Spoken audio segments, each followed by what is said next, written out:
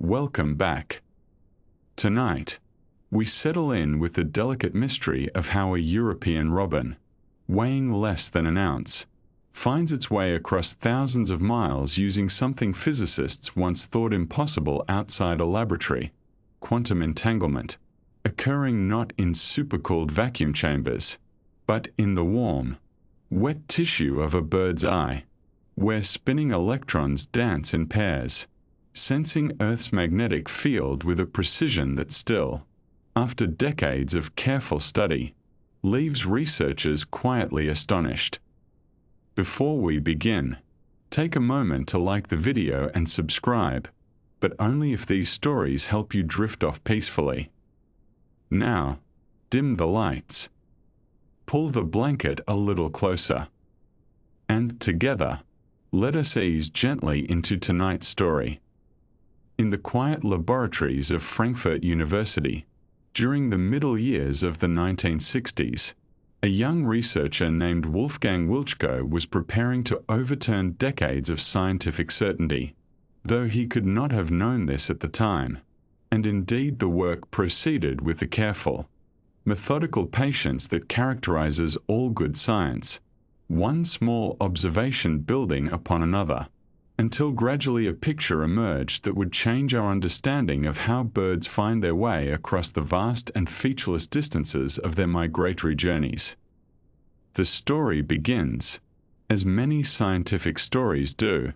somewhat earlier than the breakthrough itself, in the 1950s, when a German ornithologist named Friedrich Merkel first began to suspect that migrating birds might possess some sensitivity to the Earth's magnetic field. Merkel had noticed something curious about the behavior of European robins kept in captivity during the migration season, a restless fluttering that oriented itself in particular directions even when the birds could see nothing of the outside world. No sun,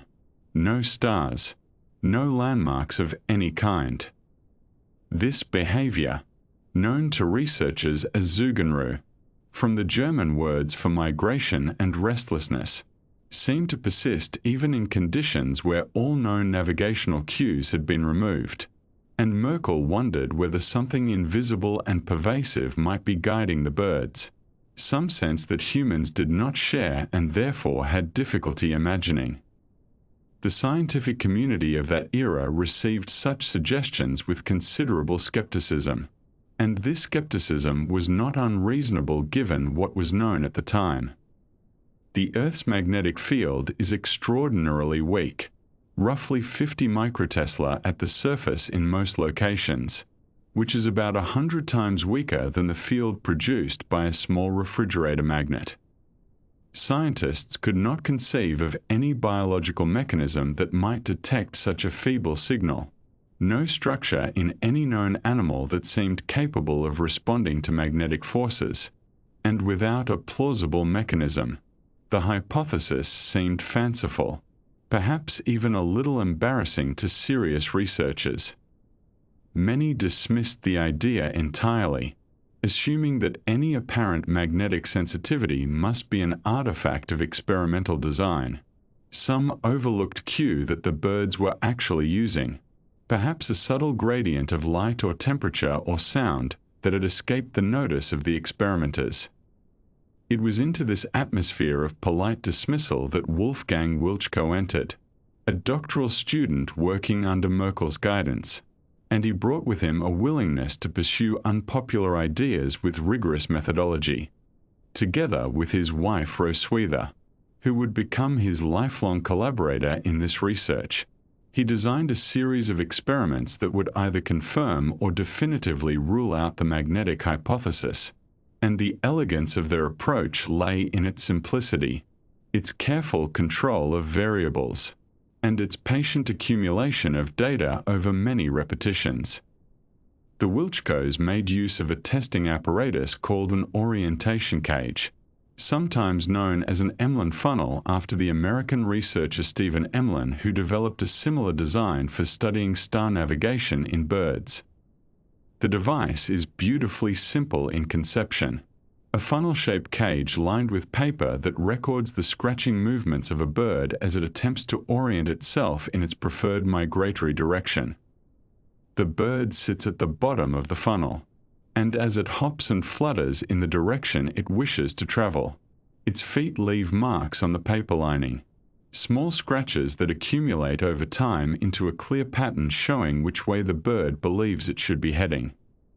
By collecting these marks from many birds over many trials, researchers can determine with statistical confidence whether the birds are orienting randomly or consistently toward some particular direction. What made the Frankfurt experiments remarkable was the addition of Helmholtz coils to this simple setup. Helmholtz coils are a pair of circular electromagnets arranged in a specific configuration that produces a highly uniform magnetic field in the space between them, and by carefully controlling the current flowing through these coils, researchers can create, cancel, or redirect magnetic fields with great precision.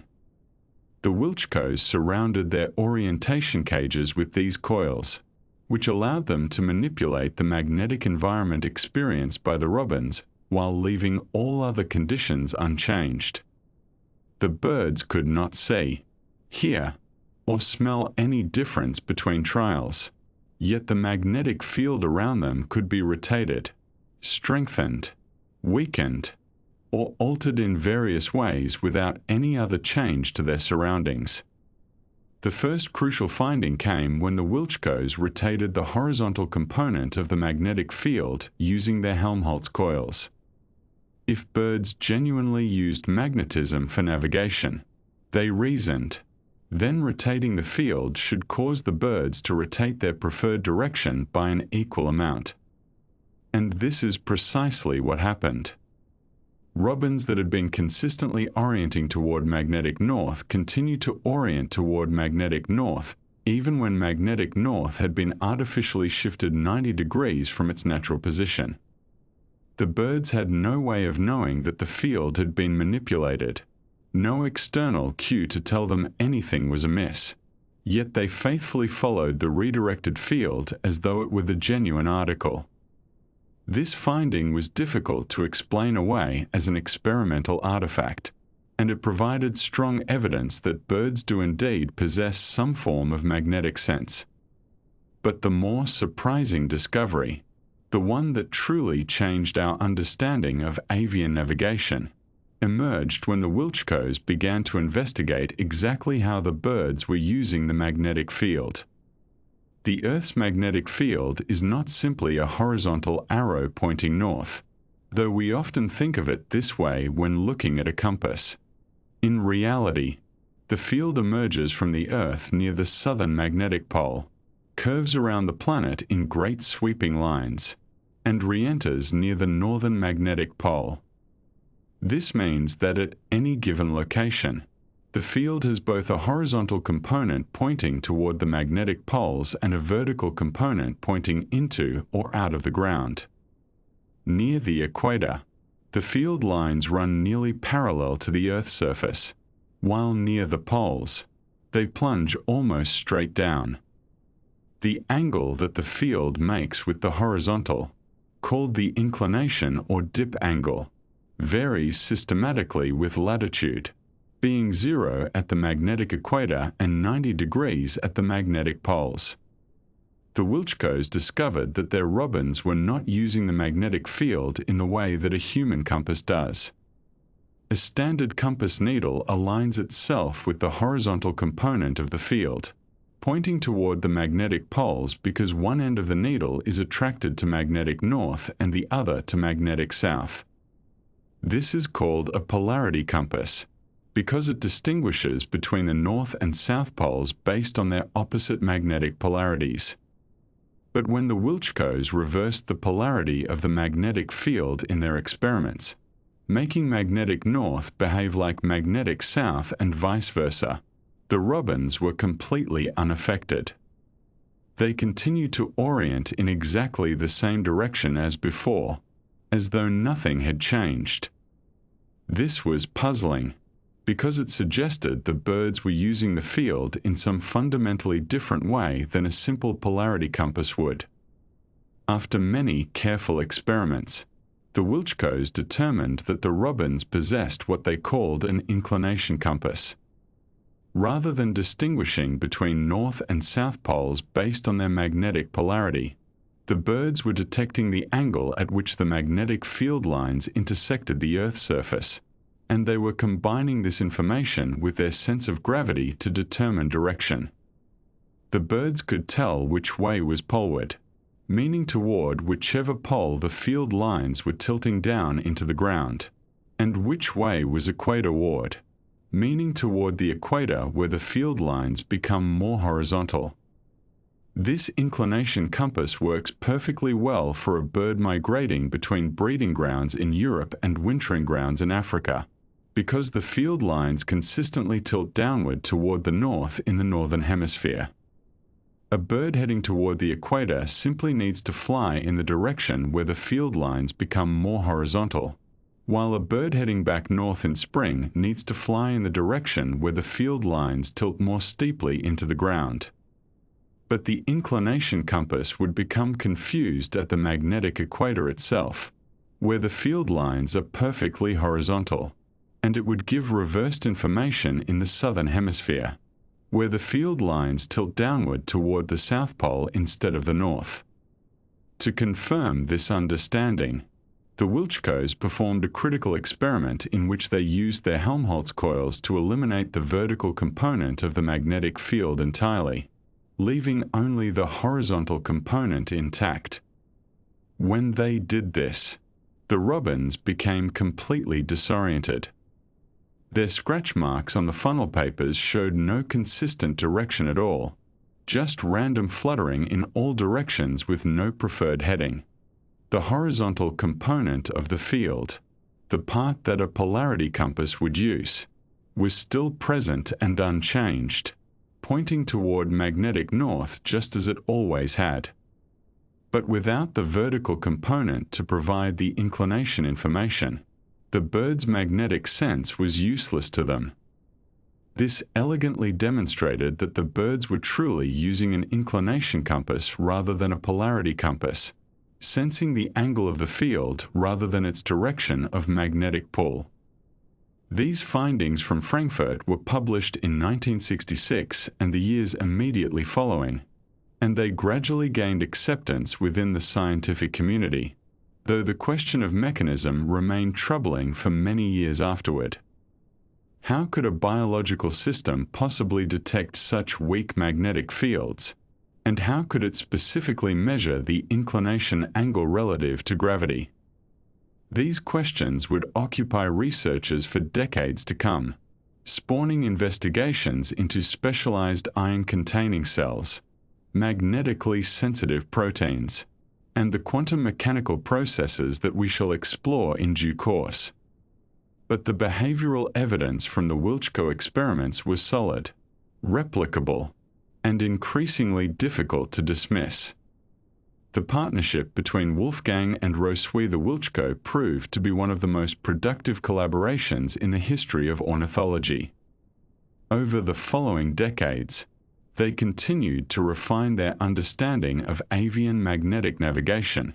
testing dozens of species, exploring the developmental origins of the magnetic sense, and investigating how magnetic information might be integrated with other navigational cues such as the position of the sun and stars. Their work established beyond reasonable doubt that many bird species possess a genuine magnetic sense, that this sense operates on principles quite different from human-made compasses, and that it plays a crucial role in the remarkable navigational feats that birds accomplish during their annual migrations. The scientific community's initial skepticism about magnetic navigation, while frustrating for early researchers like Merkel and the Wilczkos, was in many ways a healthy response. Scientists are right to be cautious about claims that lack a plausible mechanism, because the history of science is littered with phenomena that seemed real but turned out to be artifacts or misinterpretations. What changed minds in this case was not a single dramatic demonstration, but rather the steady accumulation of careful evidence, experiment after experiment ruling out alternative explanations until the magnetic hypothesis stood as the only reasonable interpretation of the data. This is how science typically proceeds, not through sudden revelations but through patient work that gradually shifts the weight of evidence until a new understanding becomes unavoidable. The robin, that familiar bird of European gardens with its orange-red breast and confiding manner, had revealed itself to possess a sense that humans lack entirely, a window onto the magnetic fabric of the earth that guides these small travelers across thousands of kilometers of land and sea. The experiments at Frankfurt had opened a door onto an invisible world, a world that had always surrounded us but that we had never suspected. And in doing so, they posed new questions that would lead researchers down unexpected paths toward the strange and beautiful intersection of biology and quantum physics. And so we come now to the eye itself, to the quiet chemistry that unfolds each moment within the cells of a bird's retina, where light and magnetism meet in ways that seemed, for many years, quite impossible to most scientists who considered the matter.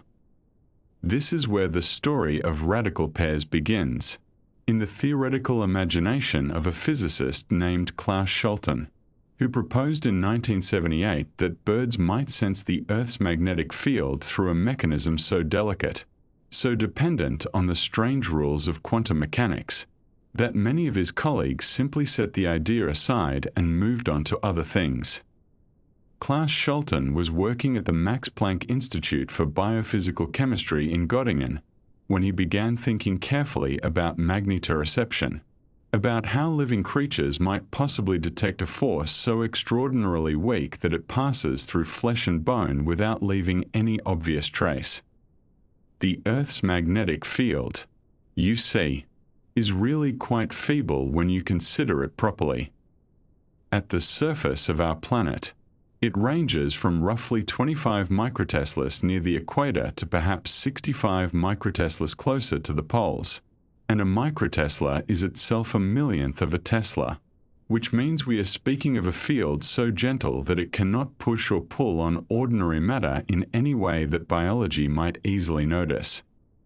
And yet birds notice it, somehow, and Scholten wondered whether the answer might lie not in the movement of particles or the flexing of cells, but in something far more subtle, in the quantum mechanical behavior of electrons within carefully arranged molecules. He published his ideas in 1978 in a German journal called Zeitschrift für Physikalische Chemie, which translates simply as Journal of Physical Chemistry. And in those pages he laid out the theoretical foundations for what would come to be known as the radical pair mechanism. To understand what Scholten proposed, we must first spend a few quiet moments with the concept of a radical, which in chemistry refers to any molecule or atom that carries an unpaired electron. Most electrons in stable molecules exist in pairs, spinning in opposite directions to one another in a state of comfortable balance. But when certain chemical reactions occur, bonds can break in ways that leave single electrons alone on separate molecules. These unpaired electrons are reactive and energetic, and they give radicals their somewhat unstable character. But it is not their reactivity that concerns us here so much as their spin.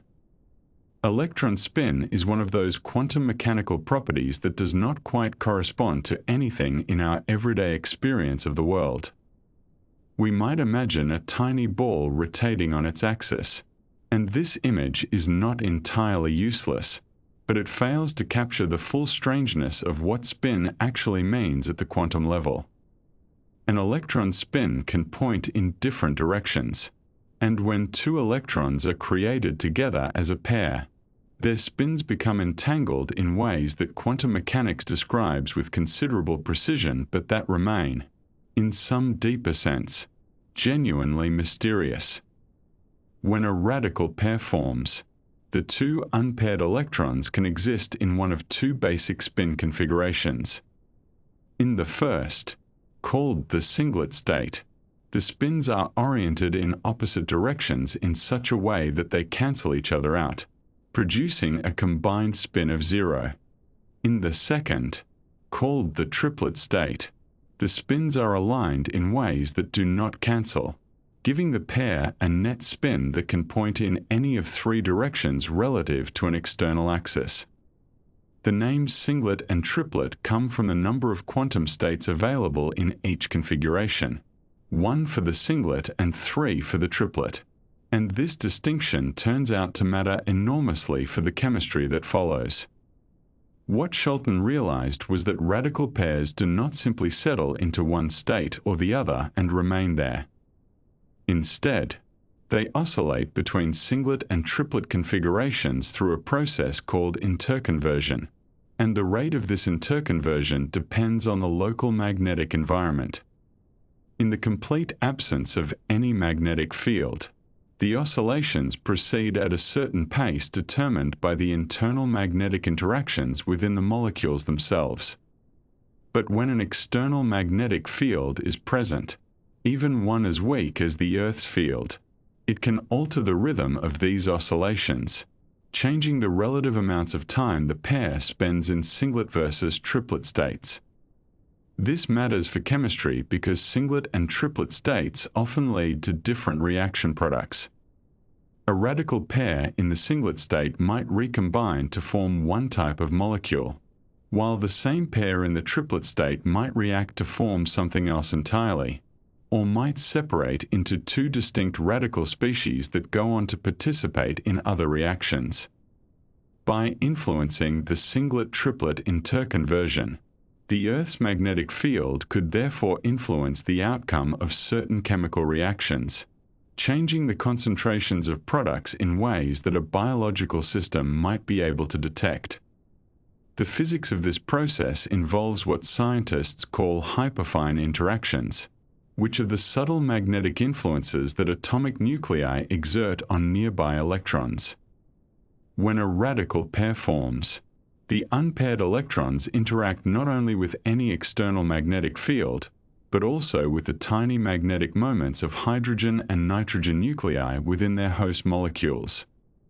These nuclear spins create local magnetic fields that vary from one part of the molecule to another, and they cause the singlet and triplet states to mix and interconvert at rates that depend on the precise arrangement of atoms in the radical pair. An external magnetic field enters this picture by adding another layer of magnetic influence, one that is uniform across the molecule and that can either speed up or slow down the singlet-triplet mixing depending on its strength and orientation. For very weak fields like Earth's, the effect is subtle but real, and Scholten showed mathematically that a biological system with the right molecular architecture could, in principle, use this effect to sense the direction and intensity of the ambient magnetic field. What made this proposal seem so unlikely to many scientists was the problem of thermal noise. Quantum effects are usually thought to be fragile things, easily disrupted by the random jostling of molecules at ordinary temperatures. The human body operates at around 37 degrees Celsius, and birds run slightly warmer still, and at these temperatures the molecules inside living cells are in constant chaotic motion, bumping into one another billions of times per second. It seemed difficult to believe that such delicate quantum coherence between electron spins could survive long enough to influence anything at all. And yet Scholten's mathematics suggested that it could, under the right conditions. The key insight was that the relevant quantum effects do not need to persist for very long, only for the duration of the radical pair's existence, which can be as brief as a few microseconds.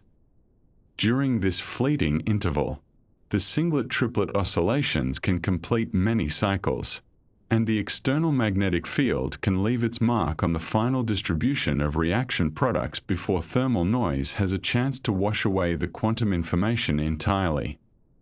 Despite the elegance of this theory, the scientific community remained largely unpersuaded. Shelton's paper was published. It was read by those who happened across it, and then it receded into the background noise of the scientific literature, joining the many other speculative proposals that appear each year and are neither definitively confirmed nor thoroughly refuted. For nearly 2 decades, the radical pair mechanism remained an interesting idea without strong experimental support, waiting for someone to develop the mathematical tools and experimental techniques that might bring it back into serious consideration. That someone turned out to be Torsten Ritz, a student who had come to work with Shelton and who shared his mentor's interest in the deep physics of biological systems. In the year 2000, Ritz published a paper that transformed the radical pair theory from an abstract possibility into a concrete, testable scientific hypothesis. Working with mathematical models of how radical pairs might behave inside real molecules, Ritz showed that the theory made specific predictions about how birds should respond to magnetic fields of different strengths and orientations. One of the most important predictions concerned what would happen if you exposed a bird to weak oscillating magnetic fields at particular frequencies. These oscillating fields, in the radio frequency range, would interfere with the singlet-triplet interconversion in ways that should disrupt the magnetic compassence, even though the static component of Earth's field remained unchanged. This was a prediction that experiments could test, and in the years that followed, researchers did exactly that, finding evidence that birds' magnetic orientation was indeed disrupted by radio frequency fields too weak to affect any other known biological process.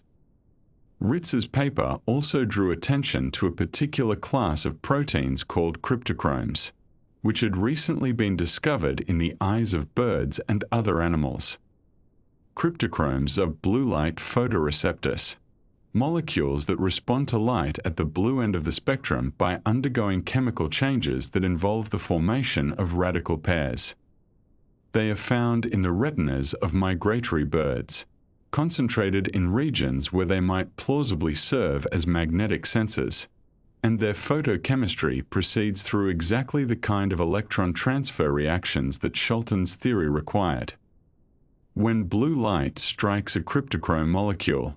it excites an electron in a portion of the protein called the FAD cofactor,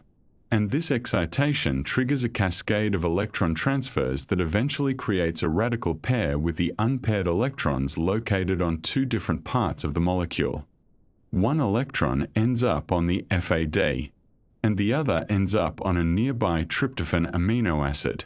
and the two are separated by just enough distance that they can oscillate between singlet and triplet states without immediately recombining. This radical pair exists in a state of quantum superposition, meaning that until something causes it to settle into one configuration or the other, it is in some sense both singlet and triplet simultaneously. The mathematics of quantum mechanics describes this superposition with perfect precision, assigning probabilities to each possible outcome that evolve over time according to the Schrödinger equation, and the external magnetic field influences these probabilities in ways that ultimately determine which chemical products the reaction will yield. The orientation of the magnetic field matters because the hyperfine interactions between electrons and nuclei are not the same in all directions. A magnetic field pointing along one axis of the molecule will have a different effect on singlet-triplet mixing than a field pointing along another axis, and this directional dependence is what allows the radical pair mechanism to function as a compass rather than simply as a detector of field strength. A bird turning its head would experience changes in the reaction products generated by its cryptochrome molecules, and these changes could be interpreted by the visual system as variations in light or color across the field of view. This last point is particularly gentle to contemplate as you settle into sleep. The idea that a bird's magnetic compass might be something it sees rather than something it feels, a subtle pattern overlaid on the visual world like a faint tint that shifts as the bird changes direction. There is something quietly beautiful about this possibility. The notion that the magnetic field might appear to a bird as a kind of visible texture, always present, always indicating the way north. The fact that this quantum mechanical process works at body temperature remains one of its most counterintuitive features. We are accustomed to thinking of quantum effects as belonging to the realm of the very cold, to laboratories where atoms are chilled to fractions of a degree above absolute zero and protected from every possible disturbance. And yet here, in the warm, wet environment of a bird's eye, electrons maintain their quantum coherence long enough for the Earth's weak magnetic field to guide them toward one chemical fate or another. The explanation lies partly in the speed of the process and partly in the particular molecular architecture of the cryptochrome protein,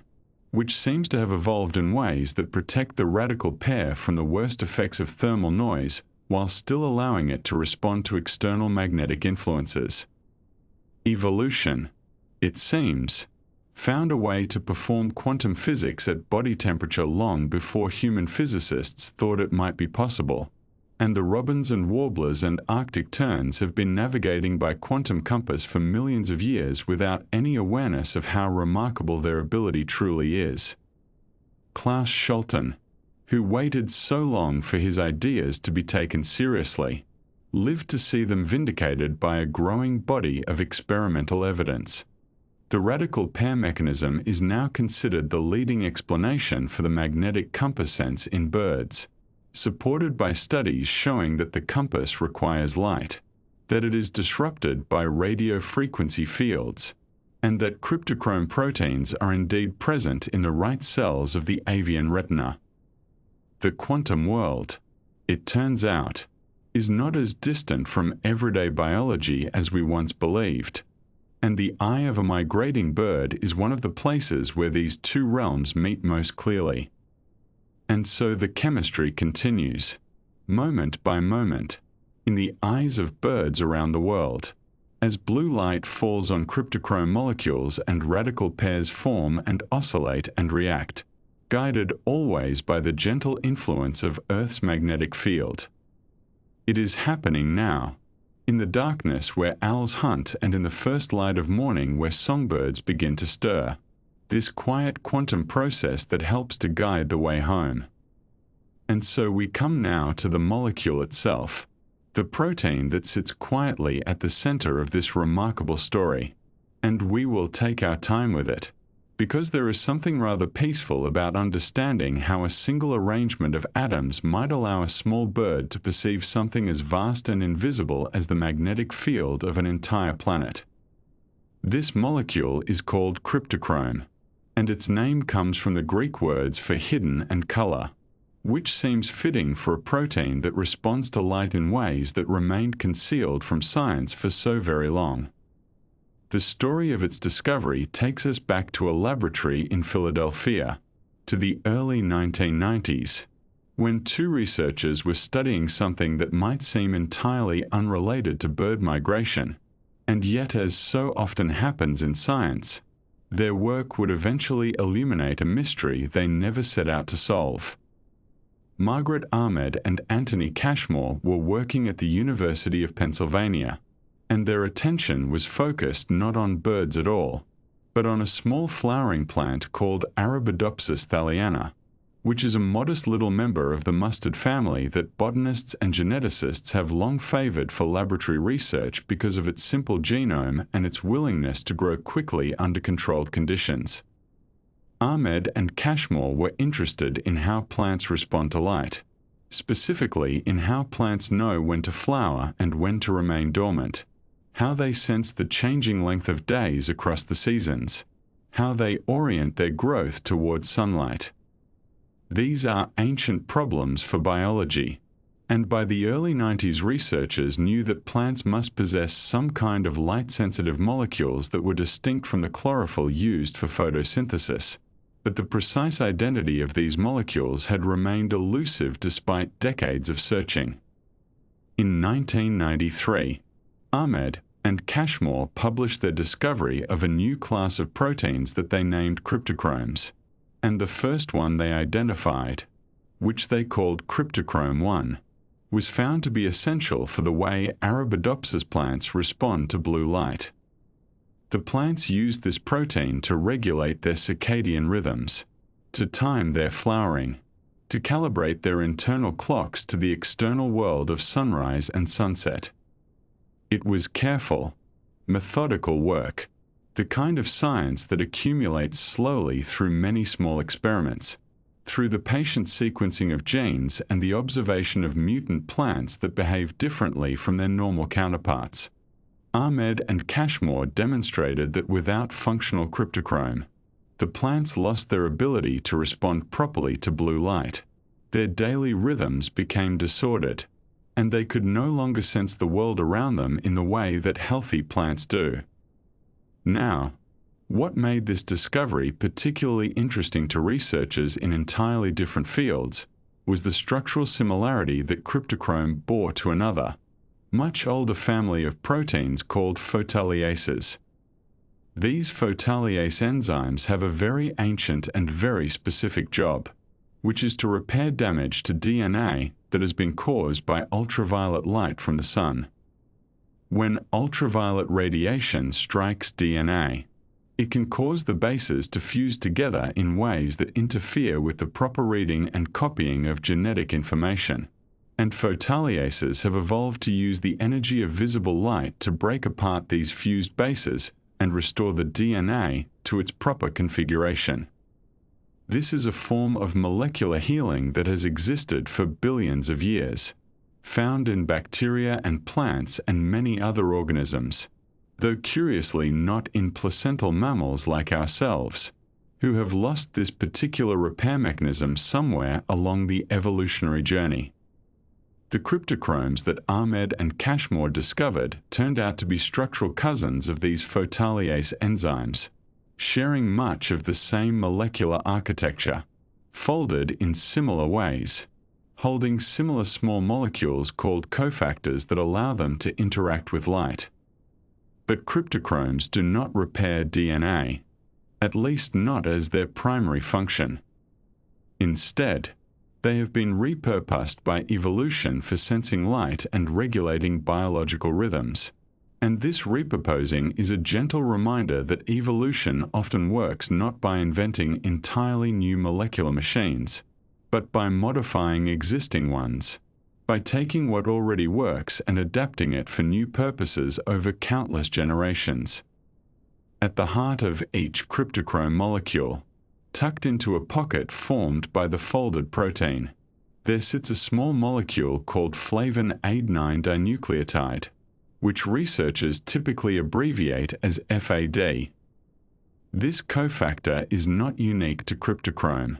It appears in many different proteins throughout the living world, serving various roles in cellular chemistry, but in cryptochrome it plays a very particular part.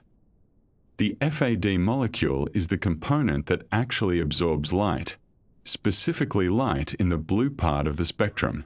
with a peak sensitivity around 450 nanometers, which corresponds to that deep, pure blue that you might see in a clear sky or in certain flowers. When a photon of blue light strikes the FAD cofactor, it can trigger a series of chemical events within the protein, and it is these events that may ultimately allow a bird to sense the direction of a magnetic field. As the years passed after Ahmed and Cashmore's initial discovery, researchers began to find cryptochromes in animals as well as plants, and they began to wonder whether these proteins might be involved in animal magnetoreception.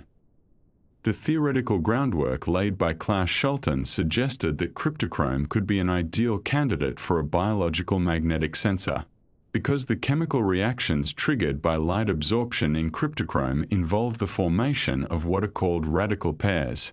and these radical pairs have quantum properties that could, in principle, be influenced by magnetic fields. But theory is only the beginning, and the task of finding the specific cryptochrome responsible for magnetic sensing in birds, and demonstrating that it actually functions in the way the theories predicted, would require many more years of patient investigation. In the retinas of birds, researchers have now identified several different types of cryptochrome, and they have given them names like cryptochrome 1, cryptochrome 2,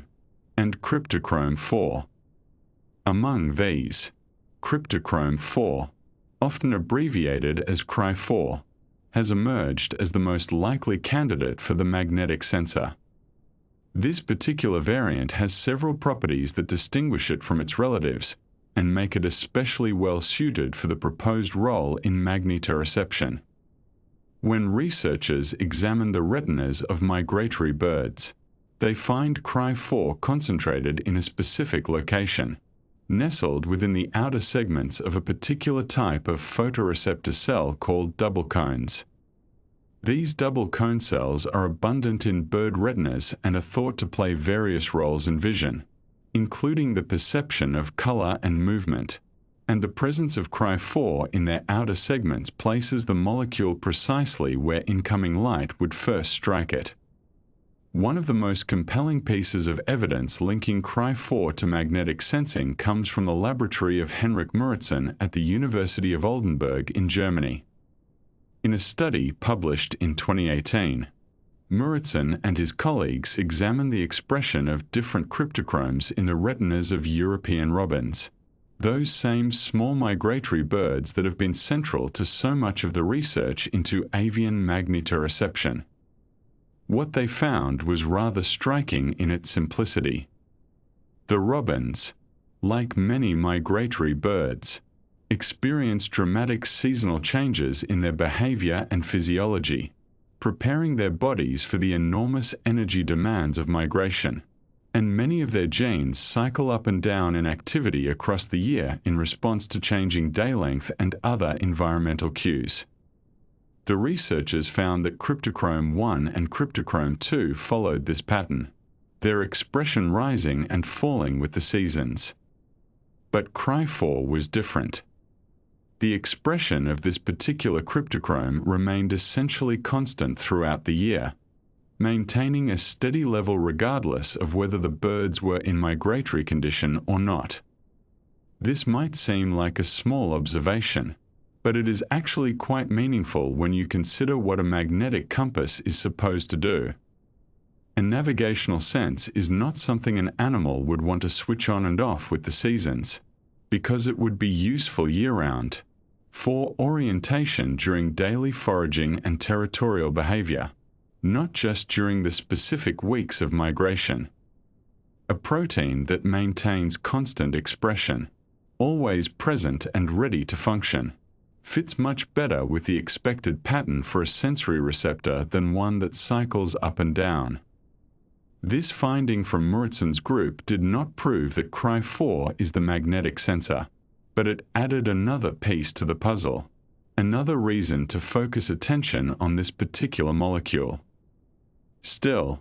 the most fundamental question remained unanswered through all of these studies in living birds,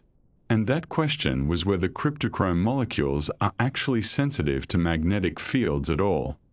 The theoretical predictions suggested they should be, based on the quantum mechanical properties of radical pairs, but demonstrating this sensitivity directly in the protein itself required a different kind of experiment altogether. In 2021, a paper published in the journal Nature brought some of the most compelling evidence yet. This work came from a collaboration involving Peter Hoare at the University of Oxford and several other research groups, and it approached the question by purifying cryptochrome proteins in the laboratory and testing their magnetic sensitivity under carefully controlled conditions. The researchers worked with Cry4 from European robins, extracting and purifying the protein so that they could study its behavior in isolation, away from all the complexity of a living cell. They then illuminated the purified cryptochrome with blue light and measured the chemical products that resulted from the light-triggered reactions within the molecule. What they found was that the yields of these chemical products changed in the presence of magnetic fields, and the changes were consistent with the radical pair mechanism that had been proposed decades earlier. The magnetic field altered the quantum dynamics of the unpaired electrons in the radical pair, which in turn affected the chemistry of the reaction, which could be detected as a change in the final products. This was cryptochrome, acting as a magnetic sensor, in a test tube, under controlled laboratory conditions. The magnetic fields used in these experiments were comparable in strength to the Earth's natural field, and the sensitivity of the response was sufficient, at least in principle, to provide a biological compass.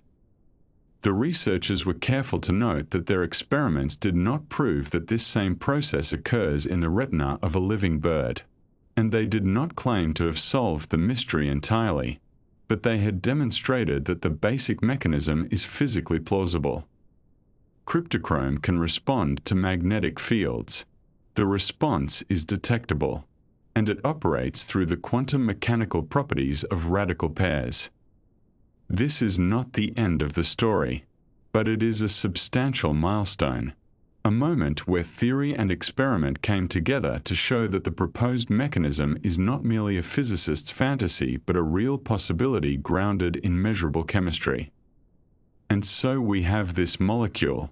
cryptochrome 4, sitting in the outer segments of double cone cells in the retinas of migratory birds, holding its FAD cofactor in a pocket shaped by millions of years of evolution, waiting for blue light to arrive from the sky. When that light comes, it triggers a cascade of quantum events, the formation of radical pairs whose fate depends on the direction of the surrounding magnetic field, and somehow, through signaling pathways that remain only partially understood, this quantum information is converted into something the bird's brain can interpret, a sense of direction that is woven into the visual scene like a transparent overlay, always present, always available for consultation. The bird does not need to think about it, does not need to understand quantum mechanics or the structure of proteins. It simply sees which way is north, as naturally as we see which way is up. And so we come now to one of the more fascinating aspects of this whole inquiry, which is the question of what exactly a bird might actually perceive when it detects the Earth's magnetic field, and whether this perception takes a form that we might recognize as vision, or something else entirely, something perhaps without any parallel in our own sensory experience. This is, as you might imagine, a rather difficult thing to study directly, since we cannot simply ask a robin to describe what it sees, and so researchers have had to approach this question through a combination of theoretical modeling, computer simulation, and careful behavioral experiments that reveal, bit by bit, the architecture of this remarkable sense. The story begins, as so many parts of this narrative do, with Klaus Scholten, the German-American physicist who first proposed in 1978 that birds might detect magnetic fields through a chemical reaction in their eyes. Scholten was not content merely to suggest the mechanism. However, and in his original work and subsequent papers, he also began to speculate about what the subjective experience of magnetoreception might actually be like for a bird, assuming that the radical pair mechanism was indeed responsible. His reasoning was straightforward, in the way that good scientific reasoning often is, and it proceeded from the basic facts of how the proposed mechanism would work. If cryptochrome molecules in the retina were being affected by the Earth's magnetic field, and if those molecules were connected to the normal visual processing pathways of the brain, then it seemed reasonable to suppose that the magnetic information would be experienced as something visual, as some kind of pattern or modulation overlaid upon the bird's ordinary perception of the world around it. Scholten suggested, in his characteristically thoughtful way, that the magnetic field might manifest as a pattern of light and dark patches across the visual field, areas where the world appeared slightly brighter or slightly dimmer depending on the local orientation of the magnetic field relative to the cryptochrome molecules in that part of the retina. This was, of course, entirely theoretical at the time, a kind of educated guess based on the physics of the proposed mechanism, but it provided a starting point for thinking about magnetoreception as a form of vision rather than as some entirely separate and mysterious sense. The idea was that a bird looking in a particular direction would see these light and dark patches in a certain configuration, and that as the bird turned its head, the pattern would shift and change in a predictable way, allowing the bird to extract information about which way was north, or more precisely, about the inclination angle of the magnetic field lines passing through its location. This basic idea has been refined considerably over the years, as researchers have developed more sophisticated models of how the radical pair mechanism might actually work in the complex three-dimensional structure of the bird's eye. One particularly important contribution came in 2009, when Ilya Solovyov, a physicist working at the time in Frankfurt, published the results of detailed computer simulations that attempted to visualize what a bird might actually see if the radical pair hypothesis were correct. Solovyov's approach was admirably thorough, taking into account not just the basic physics of the radical pair reaction but also the known structure of the bird's eye, the distribution of photoreceptor cells across the retina,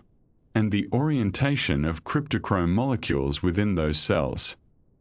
The simulations required considerable computational resources, as they involved tracking the quantum behavior of millions of molecular systems simultaneously, but the results were striking and have become a standard reference point for discussions of avian magnetovision. What Solovyov's simulation suggested was something both more complex and more visually interesting than Schulten's original proposal of simple light and dark patches. The computer models indicated that a bird looking towards the horizon might perceive something like a shadowy or darker region centered on the direction of the magnetic field lines, a kind of dim spotlight in the visual field that would move as the bird turned its head. In some versions of the model, the pattern appeared as a darker region surrounded by a slightly brighter ring, rather like a photographic negative of a spotlight, while in other configurations the pattern was more diffuse, a gradual shading across large portions of the visual field.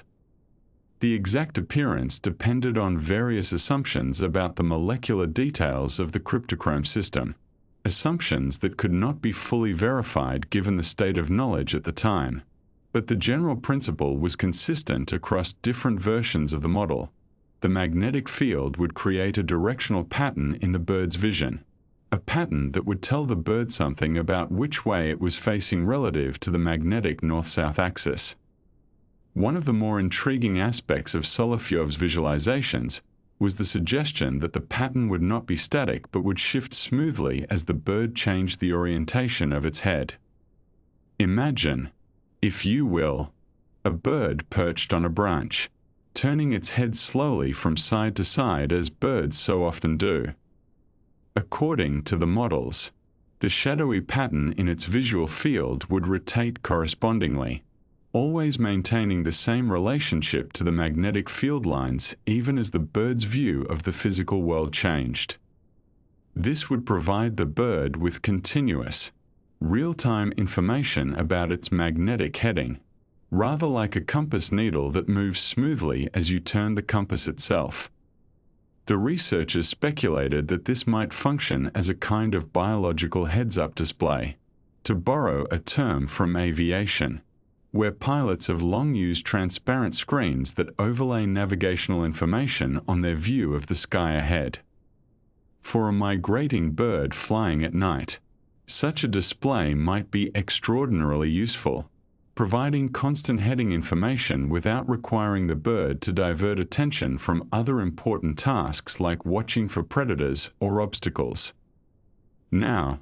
all of this remained rather theoretical until researchers found ways to test these ideas through careful experiments with living birds, And here the work of Henrik Moritzen and his colleagues has been particularly illuminating. Moritzen, a Danish-born researcher who has spent much of his career studying bird navigation at the University of Oldenburg in Germany, conducted a series of elegant experiments in the early 2000s that revealed something quite unexpected about how birds process magnetic information, namely that it appears to be strongly lateralized, concentrated in one side of the brain and connected specifically to input from one eye rather than the other. The critical experiments were published in 2002, and they involved testing the magnetic orientation abilities of European robins under various conditions of visual deprivation. Moritzen and his colleagues used a simple but effective approach. They fitted the birds with small, lightweight caps that covered one eye while leaving the other free to see normally. The caps were designed to be as unintrusive as possible, allowing the birds to behave relatively normally despite the restriction of their vision. The researchers then tested the bird's ability to orient correctly in the migratory direction, using the standard Emlyn funnel technique that we discussed earlier, in which birds are placed in cone-shaped enclosures lined with paper, and their preferred direction is inferred from the scratch marks they leave as they attempt to take flight. The results were remarkably clear and somewhat surprising. Robins that had only their left eye covered, meaning they could see only through their right eye, were able to orient correctly in the expected migratory direction, just as control birds with unobstructed vision could do. However, robins that had only their right eye covered, meaning they could see only through their left eye, were completely unable to orient magnetically. These birds showed no consistent directional preference at all, hopping about randomly in the funnel as though they had no idea which way was which. This striking asymmetry suggested that the magnetic sense, whatever its precise mechanism, was being processed through visual pathways that were specifically connected to the right eye and the corresponding left hemisphere of the brain. This finding was consistent with what is known more generally about the lateralization of bird brains, which tend to show much stronger differences between left and right hemispheres than mammalian brains do. In birds, the left hemisphere, which receives input primarily from the right eye due to the way the optic nerves cross,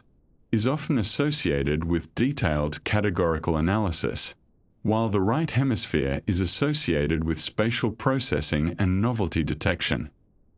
The discovery that magnetic orientation depended on the right eye suggested that it was being processed as part of the detailed analytical system of the left brain,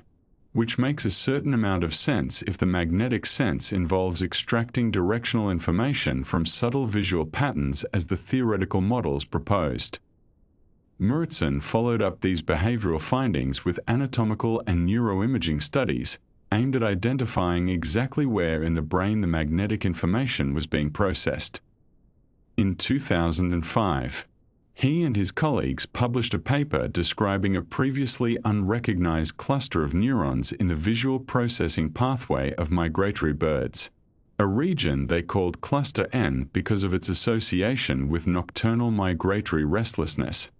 or Zugenruhe as the Germans call it. This cluster of neurons became highly active when birds were engaged in magnetic orientation behavior, particularly during the nighttime hours when migratory birds would normally be flying.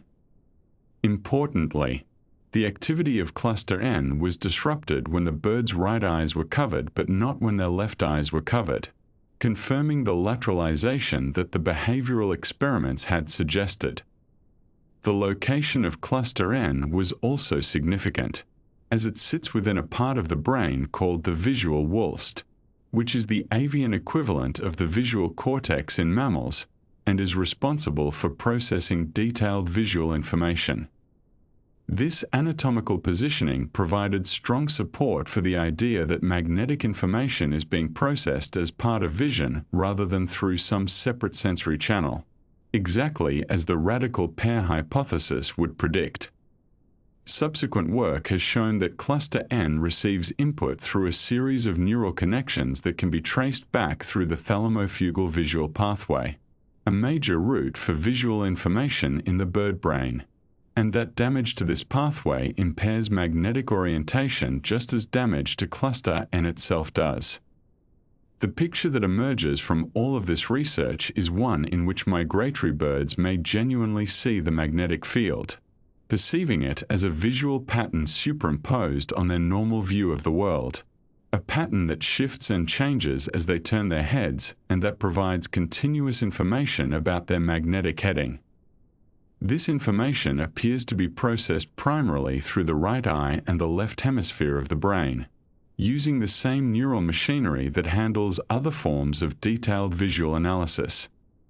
Whether the birds experience this as a shadowy region, a spotlight effect, a pattern of light and dark patches, or something else entirely, we cannot say for certain, but the theoretical models and computer simulations suggest that something along these lines may indeed be what is happening. The speculation about a heads-up display effect is, of course, exactly that, speculation, but it is the kind of well-grounded speculation that good science allows, a reasonable inference from what we know about the mechanism and its neural implementation. A bird flying through the darkness on a long migratory journey, far from any familiar landmarks, might perceive a subtle pattern in its visual field, a pattern that tells it constantly and reliably which direction it is heading, allowing it to maintain course through the long hours of flight. This would be a remarkable adaptation, a way of extracting navigational information directly from the planet itself through the quantum behavior of molecules in the bird's eyes, and translating that information into a form that fits seamlessly with the bird's ordinary visual experience of the world. There is something peaceful, perhaps, in this image of a bird navigating by a sense we can barely imagine, following a map painted in shadows across its vision of the night sky, a map that humanity never knew existed until very recently, and that birds have been using for millions of years without any need to understand the physics behind it.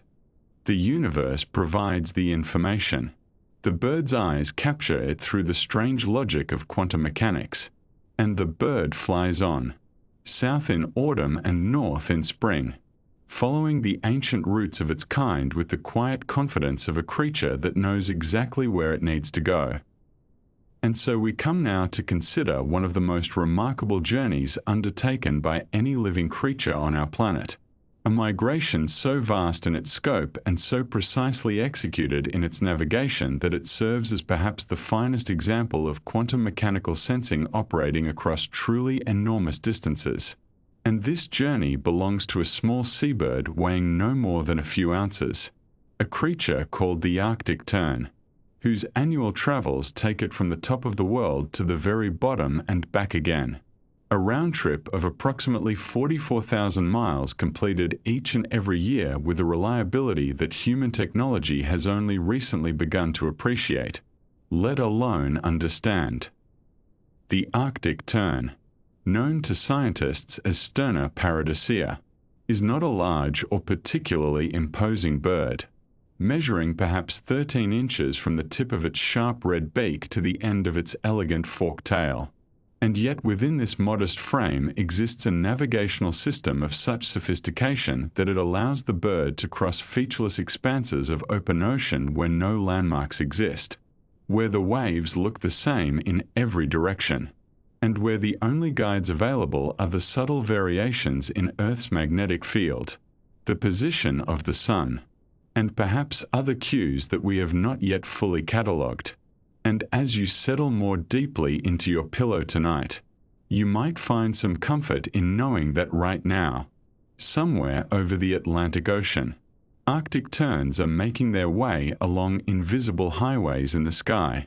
following routes that their ancestors have traced for countless generations, guided by the quantum mechanical processes occurring within their own cells.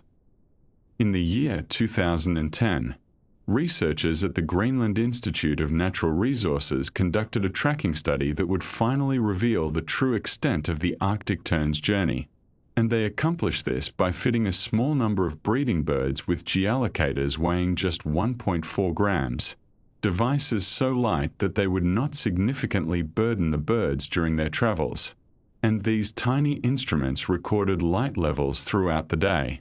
which allowed scientists to calculate the approximate location of each bird based on the timing of sunrise and sunset, a method that lacks the precision of satellite tracking but which proved more than adequate to trace the broad outlines of one of nature's most impressive journeys.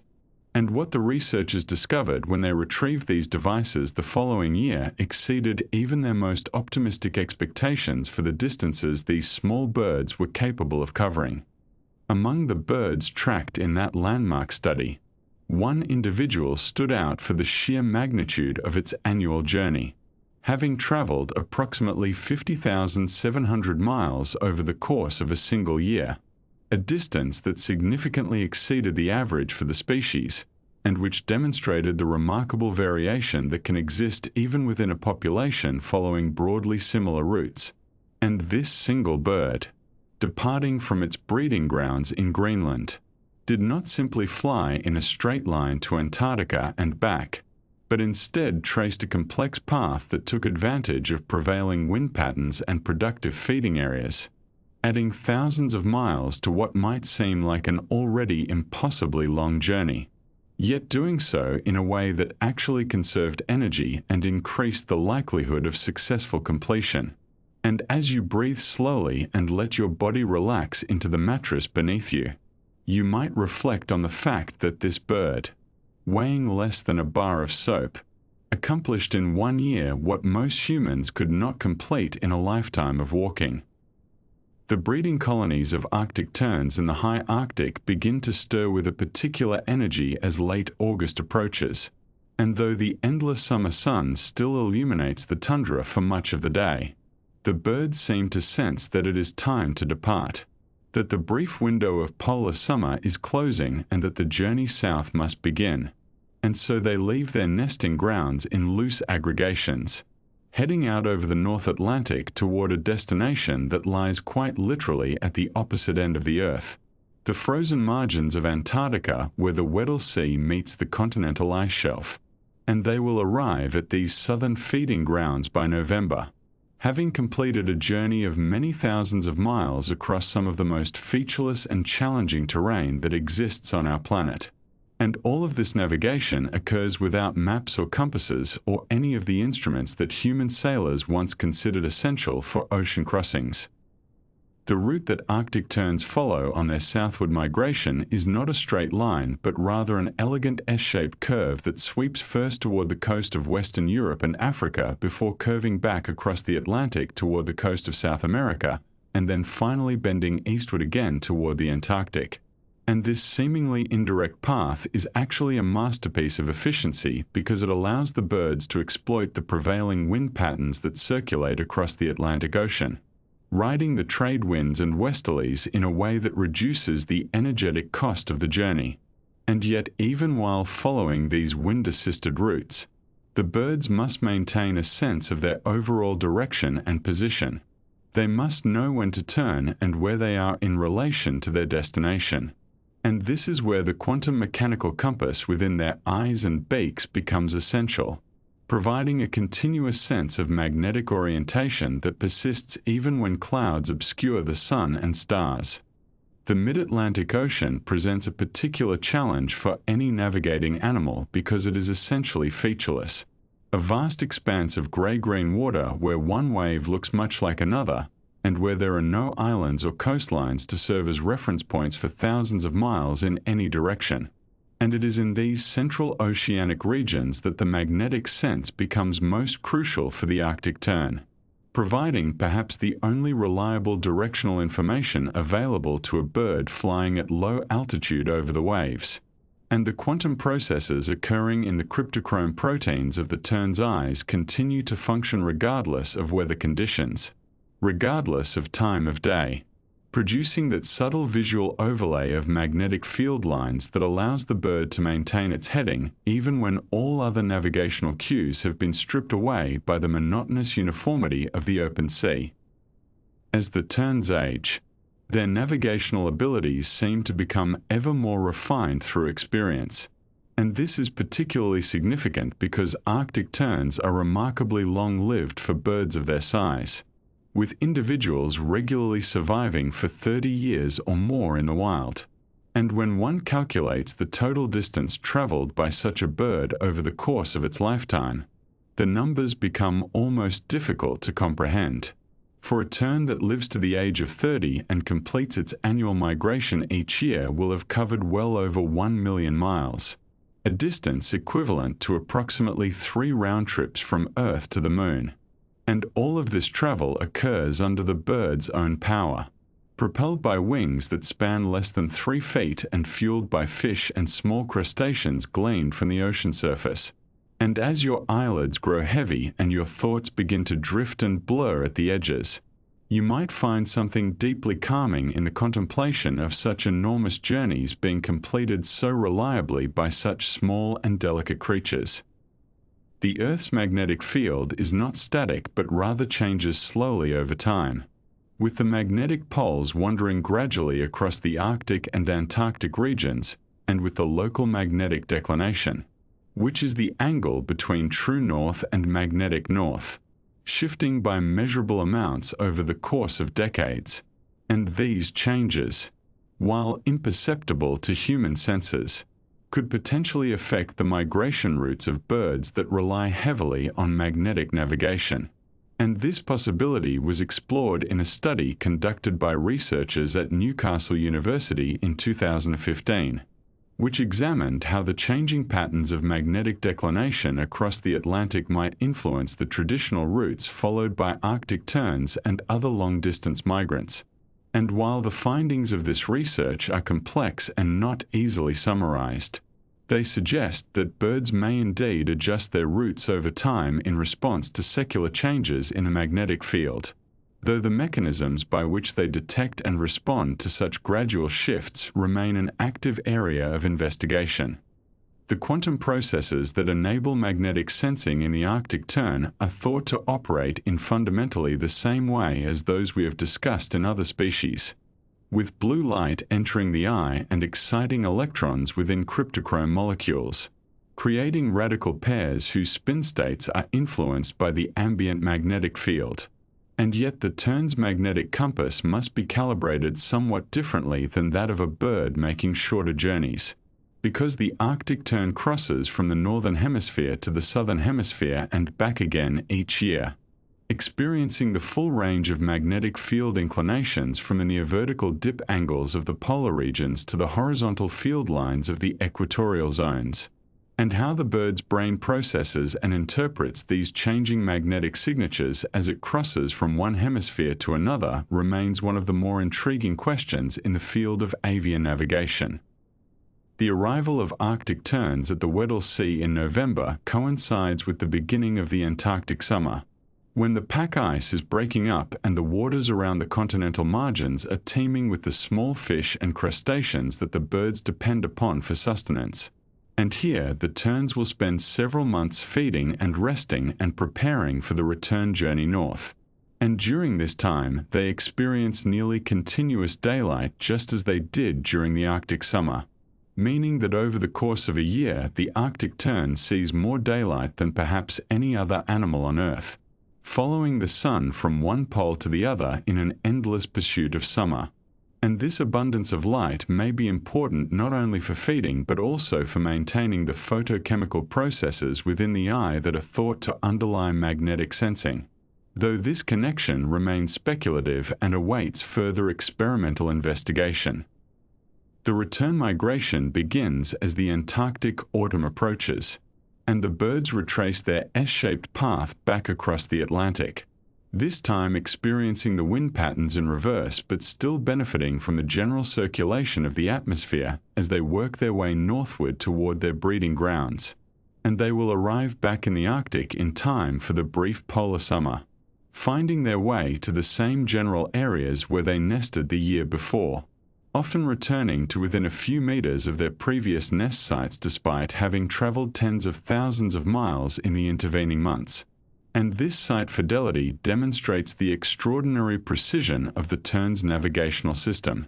which not only guides the bird across hemispheres but brings it back to a specific patch of tundra that might measure only a few meters across, a pinpoint landing after a journey of almost incomprehensible length. The study of Arctic tern navigation continues to reveal new details about the mechanisms and strategies employed by these remarkable birds. And as tracking technology becomes smaller and more sophisticated, researchers are able to follow individual birds with ever greater precision, documenting not only the broad outlines of their routes but also the day-to-day decisions they make about when to fly and when to rest, how they respond to changing weather conditions, and how their routes vary from year to year. And each new piece of information adds to our understanding of how quantum mechanical sensing at the molecular level translates into successful navigation at the scale of the entire planet. And so as you lie here tonight, perhaps on the edge of sleep, with your breathing slow and steady and your body growing heavier against the pillow, you might carry with you the image of an Arctic tern somewhere over the Atlantic, a small white bird with black cap and red beak, flying steadily through the oceanic air, its quantum compass functioning quietly and continuously within its eyes, maintaining its orientation across the featureless sea, one wing beat following another in an endless rhythm that will carry it from pole to pole and back again, year after year, for as long as it lives, following magnetic field lines that human senses cannot detect, completing a journey that would seem impossible if we did not have the tracking data to prove that it occurs. And there is something deeply restful in knowing that such journeys are taking place right now, that the natural world continues its ancient patterns regardless of whether we are awake to witness them, that Arctic terns have been making this migration for countless generations, and will continue long after this night has passed into memory. The warmth of a living bird is something you might have felt yourself, perhaps holding a small finch that had flown against a window, or cradling a duckling in cup hands on a spring morning. That gentle heat, radiating through feathers into your palms, represents a temperature of approximately 40 to 41 degrees Celsius,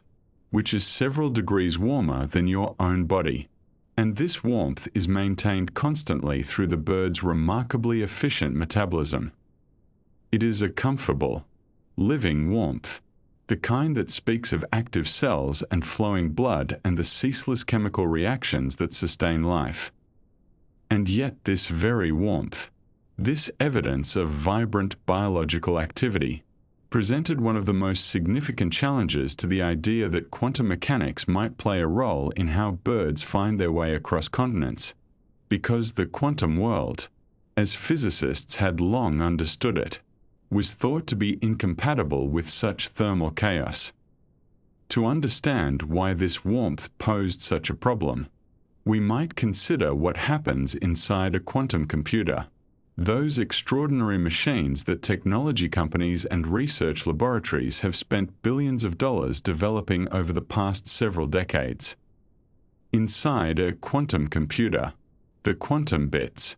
or qubits, must be kept at temperatures approaching absolute zero, which is minus 273 degrees Celsius, a cold so profound that almost all atomic motion ceases. At such temperatures, the delicate quantum states that allow quantum computers to perform their remarkable calculations can persist for the brief moments needed to complete their operations. Even the slightest warming, even the faintest thermal vibration, causes these quantum states to collapse through a process called decoherence, where the quantum information essentially leaks away into the surrounding environment, and the special quantum properties are lost. The contrast between these two thermal environments could hardly be more stark. On one hand, We have quantum computers requiring conditions colder than outer space, shielded from all vibrations, isolated in vacuum chambers, and monitored by elaborate control systems. On the other hand,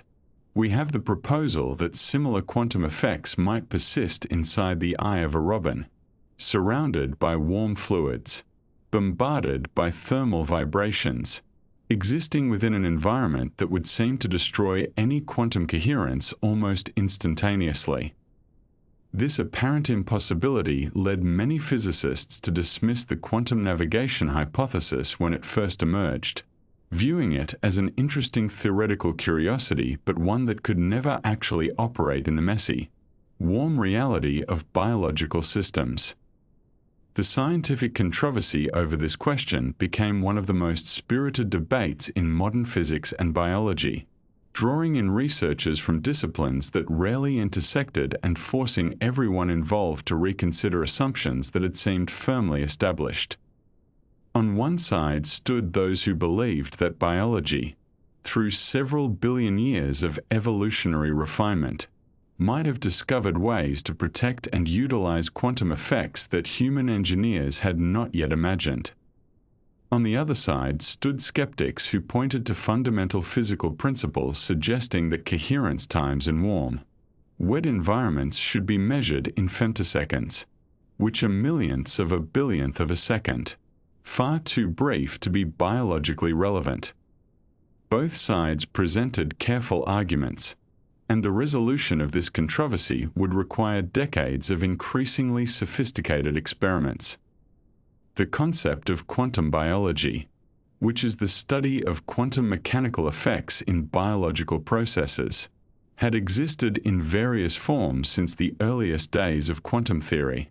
with physicists like Erwin Schrödinger speculating about quantum effects in genetics as early as the 1940s. However, the field remained largely speculative for many decades, lacking the experimental techniques needed to observe quantum effects in living or lifelike systems. This situation began to change dramatically in 2007, when a researcher named Gregory Engel, working at the University of California, Berkeley, published findings that sent ripples through both the physics and biology communities and helped establish quantum biology as a legitimate field of scientific inquiry. Engel and his colleagues were studying photosynthesis, the process by which plants and certain bacteria capture sunlight and convert it into chemical energy, and they made a remarkable observation about the efficiency of energy transfer within photosynthetic complexes. Using sophisticated laser techniques that could probe molecular events on extremely short timescales, they found evidence of quantum coherence in the energy transfer process within a light-harvesting protein complex from green sulfur bacteria. The energy from absorbed photons appeared to explore multiple pathways simultaneously through quantum superposition, rather than following a single classical path. And this quantum exploration seemed to help find the most efficient route to the reaction center where the energy could be used. The coherence times they measured were surprisingly long, persisting for hundreds of femtoseconds at temperatures far warmer than anyone had expected quantum effects to survive. These photosynthesis findings, while later subject to reinterpretation and ongoing debate about their precise significance, provided crucial credibility for the broader quantum biology enterprise, suggesting that nature might indeed have found ways to harness quantum effects in warm biological systems. If photosynthesis could potentially utilize quantum coherence to improve its efficiency, then perhaps quantum navigation in birds was not so implausible after all. The field gained momentum, attracting new researchers and new funding, and bird navigation became one of its flagship examples, a charismatic and tangible illustration of how quantum mechanics might touch the macroscopic living world. At the University of Oxford, a research team led by Christiaan Timmel and Peter Hoare had been quietly investigating the chemical physics of the radical pair mechanism for many years, bringing rigorous experimental techniques to bear on the theoretical proposals about quantum compass sensing. Their work in 2011 represented a significant milestone in establishing the plausibility of quantum effects in navigation. Using carefully designed experiments with molecules that mimic the cryptochrome proteins found in bird eyes, they demonstrated that radical pairs could indeed maintain quantum coherence for periods measured in microseconds, which is millionths of a second, far longer than the femtoseconds that skeptics had predicted. The Timmel and Hoare experiments used a technique called spin chemistry to probe the quantum states of radical pairs in controlled laboratory conditions. They created radical pairs in cryptochrome-like molecules and watched how these pairs evolved over time, measuring how long the electron spins remained correlated in their quantum states before decoherence erased this correlation. The results showed coherence times ranging from approximately 1 microsecond to as long as 100 microseconds under optimal laboratory conditions, times that were remarkably lengthy given the molecular environment, and that was certainly long enough for the radical pair mechanism to function as a compass sensor. 100 microseconds might not sound like very long to human perception, being far shorter than the blink of an eye or the beat of a heart. But in the context of chemical reactions and quantum processes, it represents an almost geological timescale. Chemical reactions in biological systems often proceed on timescales of nanoseconds or even picoseconds, meaning that a microsecond provides ample time for the magnetic field sensitivity to develop and for the chemical outcome to be influenced. The Oxford findings demonstrated that coherence could survive long enough to matter, even in conditions warmer than absolute zero, even in the presence of molecular vibrations and thermal fluctuations. Yet the question remained as to how this coherence could persist despite the thermal chaos of a living system. The interior of a bird's eye is not a pristine laboratory environment with carefully controlled conditions, but rather a warm, aqueous, fluctuating world where molecules jostle against each other constantly, and where thermal energy is always threatening to disrupt delicate quantum states. The answer to this puzzle began to emerge from theoretical work and subsequent experiments that examined the role of the protein structure itself in protecting quantum coherence. In 2016, a physicist named Eric Gauger, working with colleagues on theoretical models of the cryptochrome system, published research exploring how the protein scaffolding surrounding the radical pairs might create a kind of protective environment for quantum states. Proteins are not simply passive containers for chemical reactions, but rather intricately folded structures that create specific microenvironments around their active sites. Gauger's work suggested that the cryptochrome protein might have evolved to provide just such protection, holding the radical pair in a configuration that minimized certain types of decoherence while still allowing the magnetic sensitivity to develop. The protein structure, according to this research, might function somewhat like a quantum shield, not preventing all interactions with the environment, which would be impossible, but rather managing these interactions in ways that preserved the crucial quantum correlations. The specific geometry of the binding site, the positioning of nearby amino acids, the dynamics of the protein's natural fluctuations, all of these factors might have been fine-tuned by evolution to maintain coherence for the microseconds required. This would represent a form of biological engineering far more sophisticated than anything human technology had achieved at the time, using soft, warm, wet chemistry to accomplish what our quantum computers required extreme cold to achieve. Not everyone was convinced by these arguments, and the scientific community included thoughtful skeptics who raised important questions about the quantum navigation hypothesis.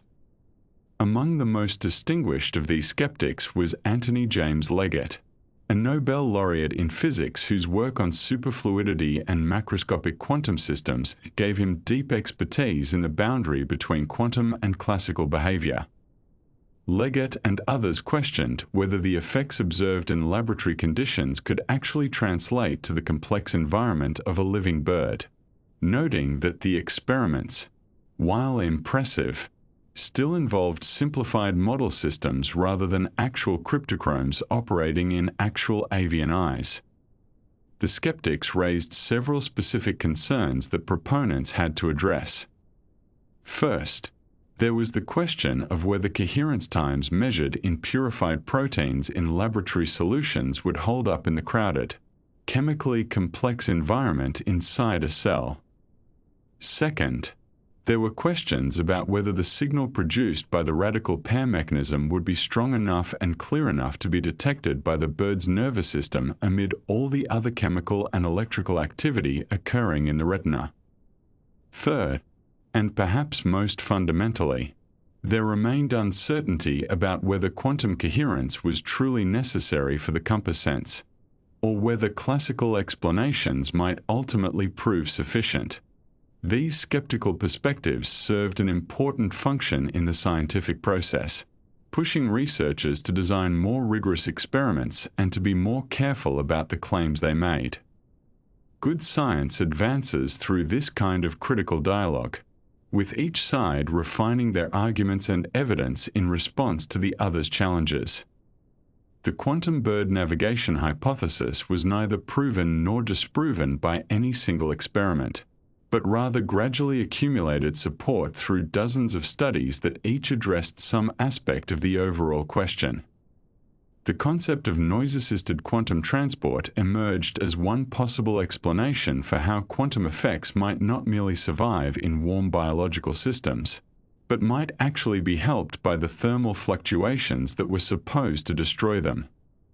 This counterintuitive idea, developed by several research groups in the years following Engel's photosynthesis findings, suggested that a certain amount of environmental noise might actually help maintain quantum coherence by preventing the system from getting stuck in states that would otherwise trap it.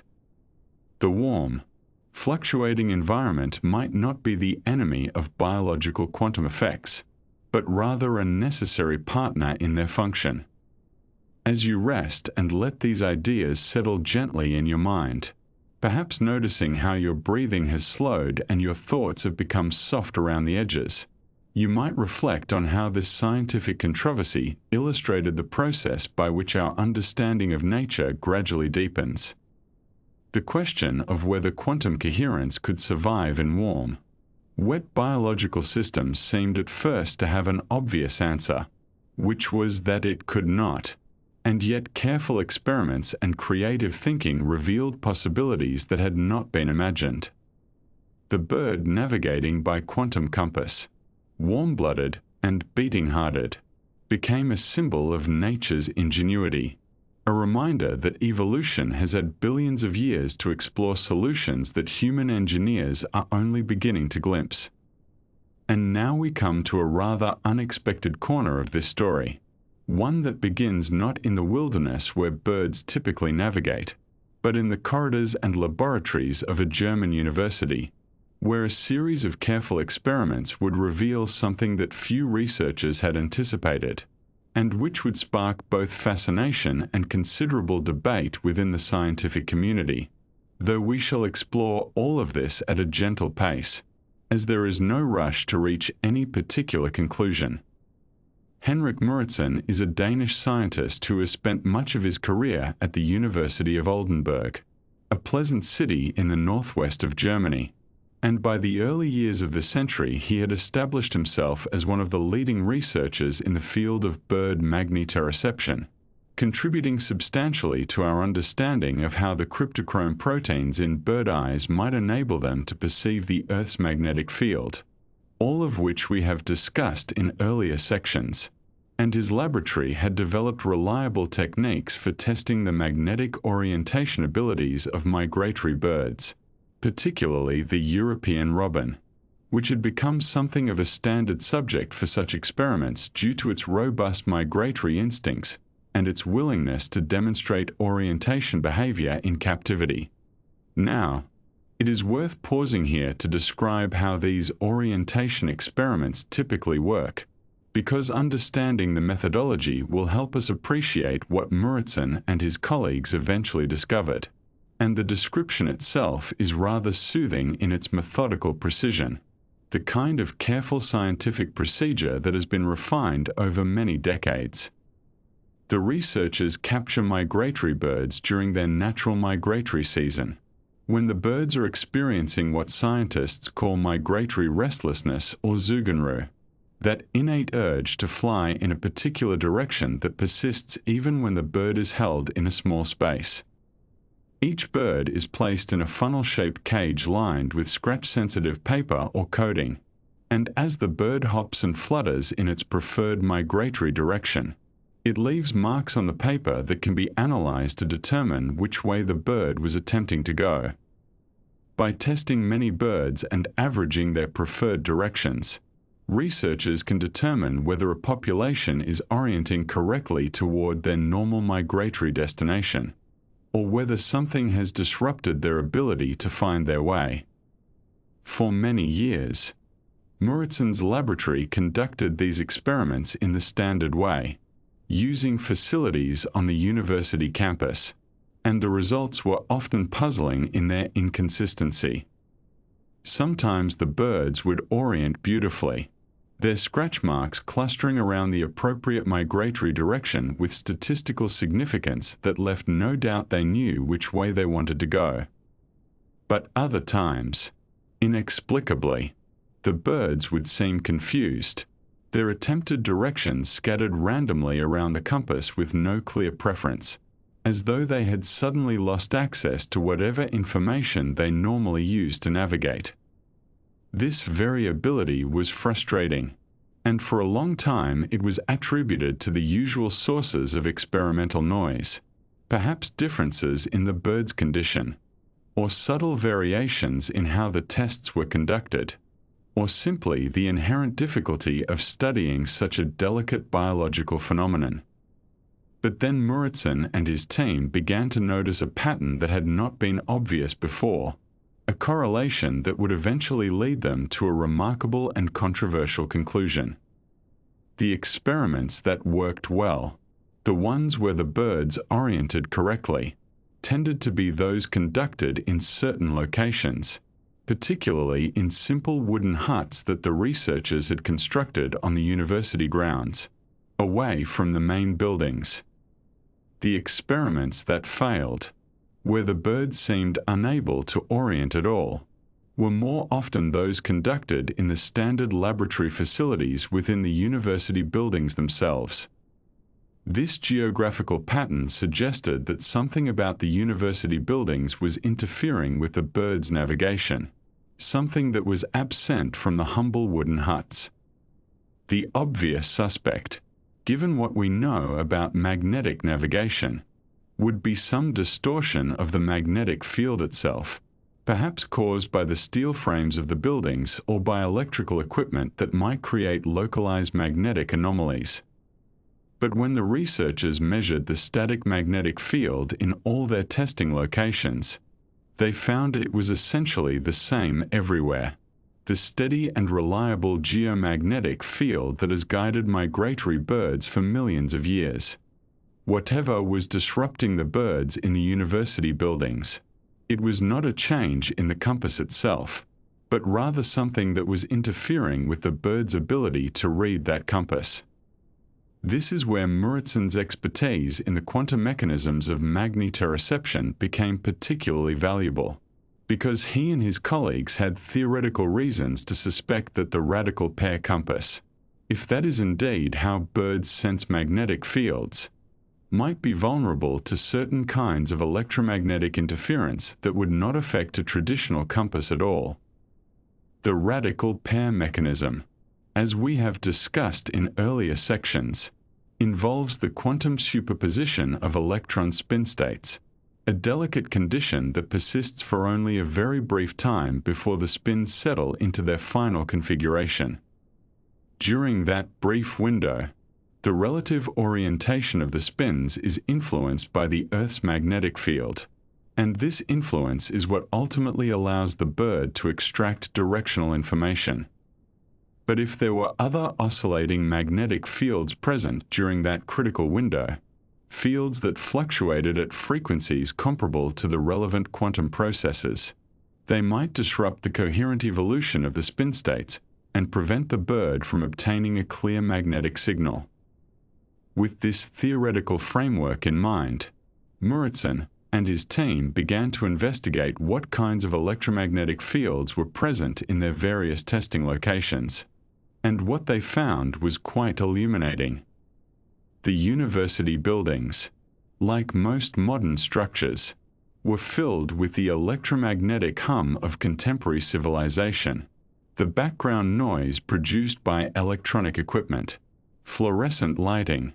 computer monitors, wireless communication systems,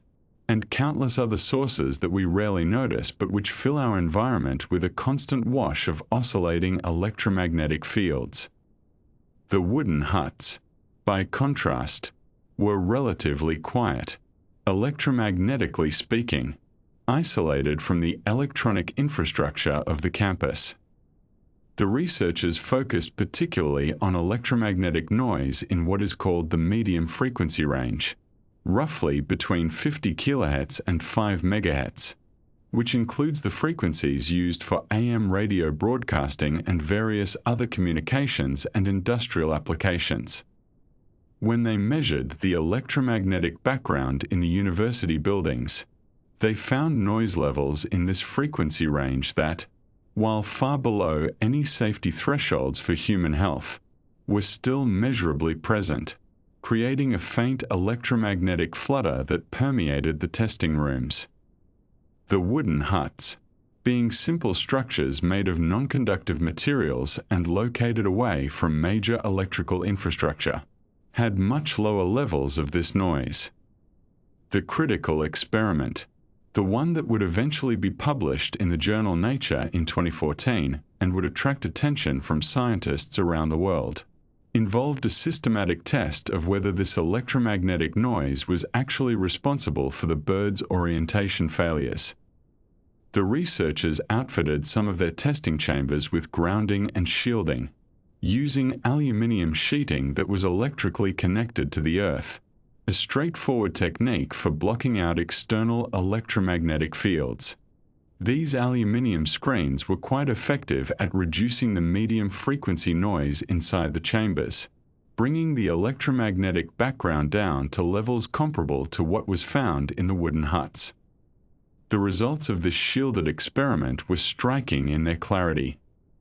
European robins tested in unshielded chambers inside the university buildings showed the same disoriented behavior that had plagued earlier experiments, their preferred directions scattered randomly with no evidence of proper magnetic orientation. But robins tested in the shielded chambers, even though those chambers were located in exactly the same buildings just meters away from the unshielded ones, oriented correctly toward their appropriate migratory direction, their behavior indistinguishable from birds tested in the distant wooden huts. When the shielding was removed, the birds in those same chambers lost their ability to orient. When the shielding was reinstated, the orientation returned. The pattern was consistent and repeatable, leaving little doubt that the electromagnetic noise itself was responsible for disrupting the bird's magnetic compass. What made this finding particularly remarkable, and also controversial, was the extremely weak strength of the electromagnetic fields involved. The noise that was interfering with the bird's navigation had field strengths measured in nanotesla, typically between 1 and 100 nanotesla, which is extraordinarily faint. To put this in perspective, the Earth's magnetic field has a strength of roughly 25 to 65 microtesla, depending on where you are on the planet, which means the disruptive noise was thousands of times weaker than the signal the birds were trying to detect. International safety guidelines for human exposure to electromagnetic fields allow continuous exposure to fields millions of times stronger than what was affecting the robins. The idea that such weak fields could have any biological effect at all was,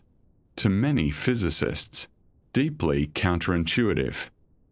This counterintuitiveness led to significant skepticism from parts of the physics community, where researchers pointed out that electromagnetic fields of such low intensity should not,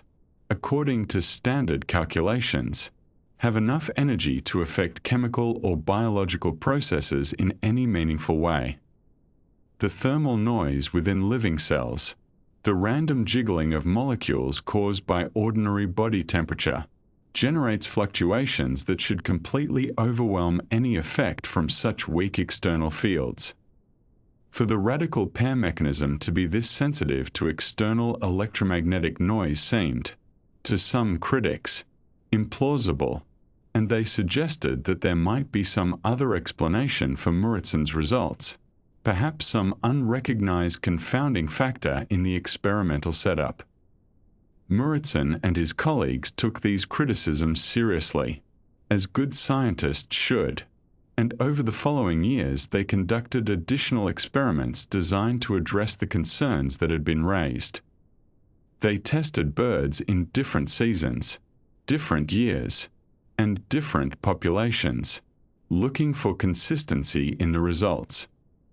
They varied the exact frequencies and intensities of the electromagnetic noise, both the naturally occurring noise in the environment and artificially generated noise that they introduced deliberately under controlled conditions. They collaborated with physicists to develop more sophisticated theoretical models of how the radical pair compass might be affected by oscillating fields,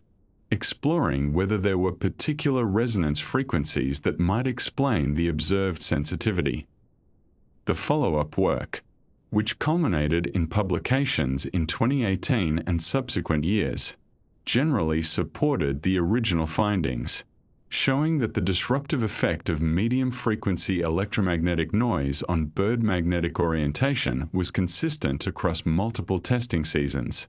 multiple bird populations, and multiple experimental configurations. The robins continued to fail at orientation when exposed to the noise, and continued to succeed when the noise was blocked, regardless of variations in other aspects of the experimental setup. The researchers also found that the effect could be produced by artificially generated noise matching the characteristics of the natural electromagnetic background, confirming that it was indeed the electromagnetic fields themselves, rather than some correlated factor, that was responsible.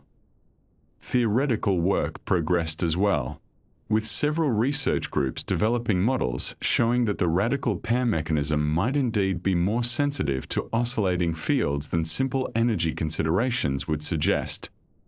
The key insight was that the effect does not require the electromagnetic field to transfer significant energy to the system, but rather only to introduce slight perturbations in the quantum evolution of the spin states, perturbations that could accumulate during the coherence time and ultimately degrade the precision of the magnetic compass. Whether these theoretical models fully account for the observed sensitivity remains a subject of ongoing investigation, but they at least demonstrate that the findings are not necessarily in conflict with fundamental physics. The implications of this work, if the findings continue to hold up under further scrutiny, are considerable for our understanding of how human activity might affect migratory birds. Urban environments are saturated with electromagnetic noise in a relevant frequency range, noise from radio broadcasts, from electrical equipment, from the entire infrastructure of modern civilization, and this noise extends well beyond city boundaries, carried by the atmosphere and reaching into suburban and rural areas as well. If migratory birds rely on a quantum compass that is susceptible to this kind of interference, then human electromagnetic pollution might be compromising their navigation abilities across broad swaths of the landscape, adding an invisible stressor to populations already challenged by habitat loss, climate change, and other anthropogenic pressures. This concern remains speculative to some degree, as laboratory experiments with captive birds do not necessarily predict what happens to free-flying migrants in the wild. Birds that have access to multiple navigational cues and can potentially compensate for degraded magnetic information by relying more heavily on stars, sun position, landmarks, or other sources of directional guidance. But the possibility is sufficiently plausible and sufficiently concerning that it has attracted the attention of conservation biologists and has been raised in discussions of environmental policy. For our purposes here, in this quiet exploration of the science of bird navigation, the Oldenburg experiments offer another window into the remarkable subtlety of the mechanisms that birds use to find their way, and into the unexpected ways that human presence on this planet can ripple outward to affect creatures whose lives and journeys intersect with our own, often without our awareness, and certainly without our intention. And now we come to a different kind of compass altogether, one that does not involve the strange quantum dance of electrons in the eye, but rather something far more tangible, something you could, in principle, hold in your hand if only it were not so extraordinarily small. And this is the story of magnetite, that ancient mineral of iron and oxygen that has fascinated humans for thousands of years and which, it turns out, may have been guiding living creatures through the world long before we ever thought to wonder how they found their way. Magnetite, whose chemical formula is written Fe3O4, is a naturally magnetic mineral, and it is perhaps worth pausing here to appreciate just how remarkable this substance truly is, for it was the original lodestone of antiquity, the mysterious rock that seemed to possess an almost magical attraction to iron, and which gave us our very first compasses when someone, lost now to history, noticed that a sliver of this dark mineral, if allowed to float upon water or hang from a thread, would always align itself with the invisible lines of the Earth's magnetic field, pointing faithfully toward the North and South poles. And in this way, magnetite became the foundation of human navigation across the open seas, allowing sailors to venture beyond sight of land with some hope of finding their way home again. For many years, scientists assumed that if animals could sense magnetic fields, they must be doing so through some mechanism involving this very same mineral. For what could be more straightforward than a tiny biological compass needle, a microscopic fragment of magnetite suspended within a cell, which would physically rotate in response to the Earth's field and thereby trigger some sensory signal? And this idea had a pleasing simplicity to it, a mechanical elegance that seemed far more tractable than the quantum mysteries we explored in earlier sections. The modern scientific investigation of biological magnetite truly began with Joseph Kirschvink, a geobiologist working at the California Institute of Technology, who in 1981 published a paper in the Proceedings of the National Academy of Sciences that would shape the field for decades to come. And in this paper, Kirschvink laid out a detailed theoretical framework for how magnetite crystals of precisely the right size could function as biological magnetic sensors.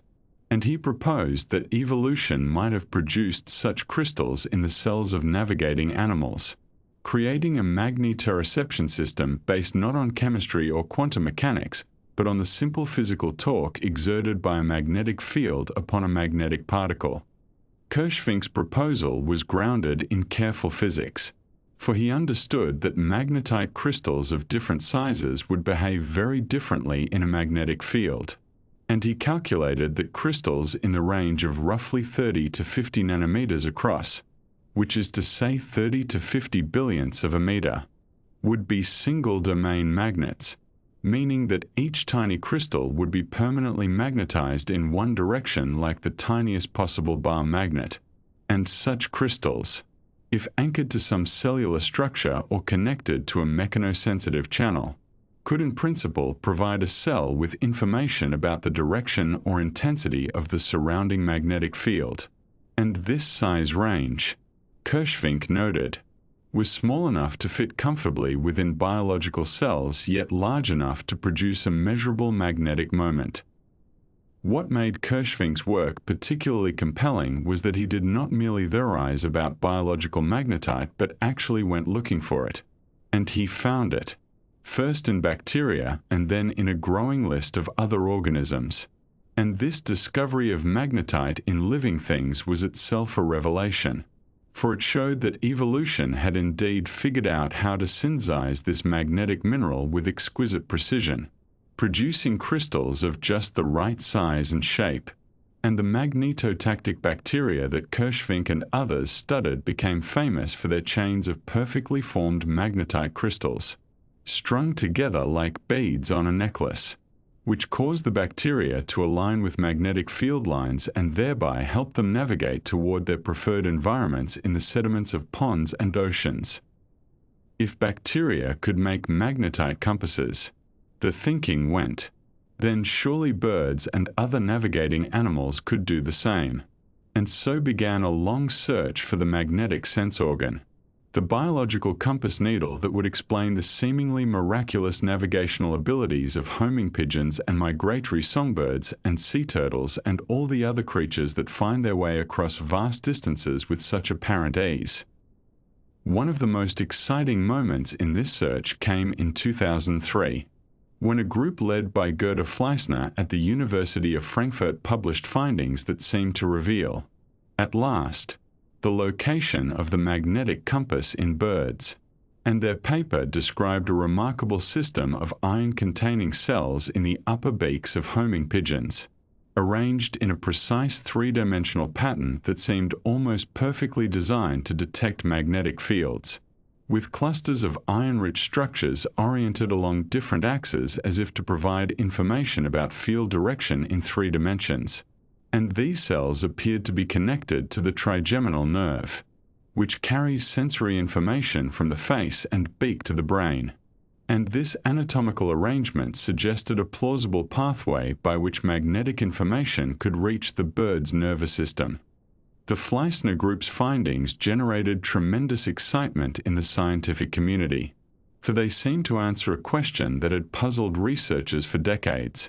And the iron-containing structures they described were studied and characterized in considerable detail, with electron microscopy revealing intricate subcellular arrangements of iron-rich particles. And for nearly a decade, this beak-based magnetite system was widely cited as a likely mechanism for avian magnetoreception,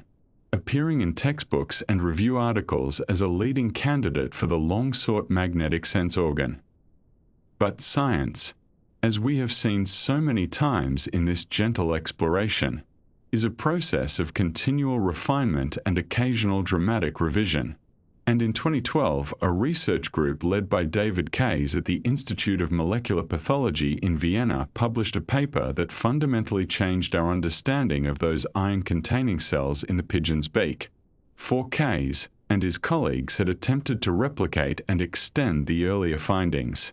using modern molecular techniques to characterize the cells in question. And what they discovered was both surprising and somewhat deflating. The iron-containing cells that Fleissner had identified, Kays' group found, were not sensory neurons at all, nor were they any sort of specialized magnetoreceptor cells, but were instead macrophages, which are a type of immune cell that circulates through the body engulfing and digesting foreign particles and dead cells and other debris. And macrophages, it turns out,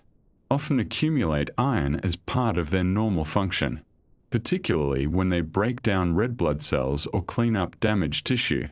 And so the iron that had been observed in the pigeon's beak was not part of a sophisticated magnetic sensing apparatus, but was instead simply the accumulated waste products of ordinary immune activity, collected in cells that had nothing whatsoever to do with navigation. This finding was published in the journal Nature,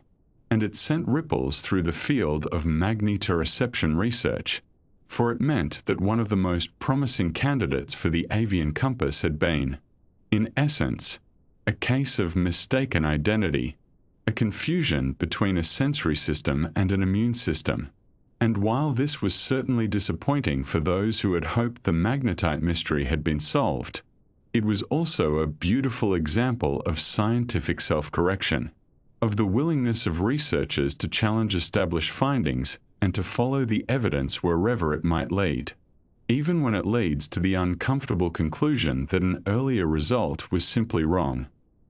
But the story of magnetite in bird navigation does not end with this refutation, for there are good reasons to believe that magnetite-based sensing may still play a role in avian orientation, just not in the way that was originally proposed. And here we must introduce an important distinction that researchers in this field have found enormously helpful, which is the difference between a compass sense and a map sense. Two very different kinds of information that a navigating animal might need in order to find its way. A compass sense tells an animal which direction it is facing, whether it is headed north or south or east or west. And this is the kind of information that would be most useful for a bird following a fixed bearing during migration, flying consistently southwest, for example, as it makes its way from breeding grounds in Scandinavia to wintering areas in Africa. And the radical pair mechanism we explored earlier, with its ability to detect the angle of magnetic field lines relative to gravity, seems well suited to provide exactly this kind of directional information, a compass in the eye that tells the bird which way to fly. A map sense, on the other hand, tells an animal where it is, its position in space relative to some goal or home location. And this is a rather different kind of information, for it requires not just knowing which direction to travel, but first determining one's current coordinates, much as a human navigator must know their latitude and longitude before they can plot a course. And this map sense is what would allow a displaced homing pigeon, released in an unfamiliar location hundreds of kilometers from its loft, to somehow determine that home lies to the northeast and set off in that direction, even though it has never been to this release site before. Some researchers have proposed that these two senses might rely on different mechanisms entirely, with the radical pair system in the retina providing the compass and a magnetite-based system somewhere else in the body providing the map. And this division of labor makes a certain amount of sense, for the two systems might be optimized for different kinds of information, with the radical pair mechanism sensitive to field direction and the magnetite mechanism sensitive to field intensity. And the intensity of the Earth's magnetic field does vary systematically across the planet, being stronger near the poles and weaker near the equator, so that an animal sensitive to field strength could in principle use this information as one coordinate of a biological map. One location that has attracted particular interest in recent years is the lagina, a small organ in the inner ear of birds that has no clear equivalent in mammals. And the lagina contains hair cells similar to those involved in hearing and balance. And there is some evidence that these cells may be involved in magnetoreception, possibly through a magnetite-based mechanism. For studies have shown that surgical removal of the lagina can impair certain aspects of magnetic orientation in pigeons, though the exact role of this organ remains a subject of active investigation. The inner ear would be a sensible location for a magnetic intensity detector, for it is already specialized for detecting tiny mechanical forces, the vibrations of sound and the pull of gravity. And a magnetite-based system that converted magnetic forces into mechanical stimulation of hair cells would fit naturally into this existing sensory framework, though we must be careful not to claim more certainty than the evidence warrants, for the function of the lagina in magnetoreception remains far from fully understood. And so we find ourselves in a field that is still very much in progress, with the radical pair mechanism offering a compelling explanation for the compass sense but the map sense remaining more mysterious, and with magnetite still a plausible candidate for some aspects of magnetic navigation, even though the original beak-based proposal has been set aside. And this state of partial knowledge is perhaps uncomfortable for those who prefer tidy answers, but it is also deeply honest. a reflection of how science actually works, with each discovery raising new questions and each refutation clearing away error to make room for better understanding. The birds, meanwhile, continue their migrations as they have for millions of years, utterly indifferent to our attempts to understand their abilities, following ancient routes across continents and oceans, guided by compasses and maps that we are only beginning to comprehend. And there is something peaceful in contemplating this ongoing journey, both the physical journey of the birds and the intellectual journey of the scientists who study them, each proceeding at its own pace, each moving toward destinations that cannot quite be seen but can somehow be felt or sensed or trusted. And perhaps that is enough for now as we settle deeper into this restful exploration of the hidden workings of the natural world. And so we come to understand that birds, remarkable as they are, do not hold a monopoly on this quantum compass that we have been describing so gently through these pages. The radical pair mechanism, with all its delicate electron spins and cryptochrome proteins, appears to be something far more ancient and far more widely distributed than scientists first imagined when they began unraveling the magnetic sense of the European robin. As we settle deeper into this exploration, we find ourselves wandering through a broader kingdom of creatures, each carrying within their cells the same fundamental molecular machinery, each navigating their world with the quiet assistance of quantum mechanics, operating at the very edge of biological possibility. Let us begin with a creature that seems, at first glance, to be about as different from a robin as one might imagine, and yet which is proven to possess a magnetic sense that rivals anything found in the avian world. The Australian bogong moth, known to entomologists as a Grottis infusa, is a modest brown insect that would attract little attention were it not for the extraordinary journey it undertakes each spring. These small moths, weighing hardly more than a few grains of rice, travel distances of up to 1,000 kilometers from the lowland plains of southeastern Australia to the alpine regions of the Australian Alps, where they gather in their millions within specific mountain caves to wait out the harsh summer heat of the lowlands below. In 2018, Eric Warrant and his research team at Lund University in Sweden published findings that transformed our understanding of insect navigation. Working in collaboration with Australian researchers, Warrant demonstrated that bogong moths possess a genuine magnetic compass sense that they use in combination with visual landmarks to find their way to these remote alpine destinations.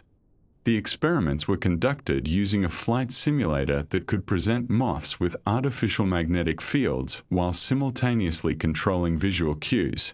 and the results showed quite clearly that when visual and magnetic information conflicted, the moths became disoriented. But when both systems pointed in the same direction, the moths flew with confident determination toward their migratory goal. The researchers found that bogong moths could detect and respond to the inclination angle of magnetic field lines, much as birds do, suggesting that a similar underlying mechanism might be at work within their tiny brains.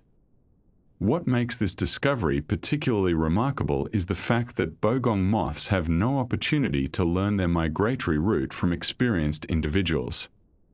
Unlike birds, which often travel in flocks containing older members who have made the journey before, each generation of bogong moths makes this alpine pilgrimage with no guidance whatsoever from their parents, who have long since perished by the time migration begins. The navigational information, including the magnetic compass bearing and the recognition of appropriate landmarks, must somehow be encoded within the moth itself, passed down through genetic inheritance across countless generations. The caves to which they travel have been used by bogong moths for thousands of years, their walls stained dark by the accumulated oils from millions upon millions of resting insects. And yet each year a new generation finds these exact locations without ever having been shown the way. Moving from moths to butterflies, we find another remarkable migrant carrying cryptochromes within its cells. The monarch butterfly of North America undertakes what is perhaps the most famous insect migration on Earth, traveling up to 4,000 kilometers from the northeastern United States and Canada to overwintering sites in the Oyamel fir forests of central Mexico. Stephen Reppert, working at the University of Massachusetts Medical School, has dedicated much of his career to understanding how these delicate orange and black butterflies accomplish such an improbable feat, and his research has revealed that cryptochromes play a central role in their navigational toolkit. Reppert and his colleagues demonstrated that monarch butterflies possess at least two different types of cryptochrome proteins, and that one of these, known as cryptochrome 2, is sensitive to magnetic fields in a way that is consistent with the radical pair mechanism. When researchers genetically modified monarchs to lack functional cryptochrome 2, the butterflies lost their ability to orient correctly toward the southwest, the direction they must travel to reach Mexico from their breeding grounds. Interestingly, Reppert's team also showed that if they replaced the monarch's cryptochrome 2 with the equivalent protein from the fruit fly, the magnetic sense was restored,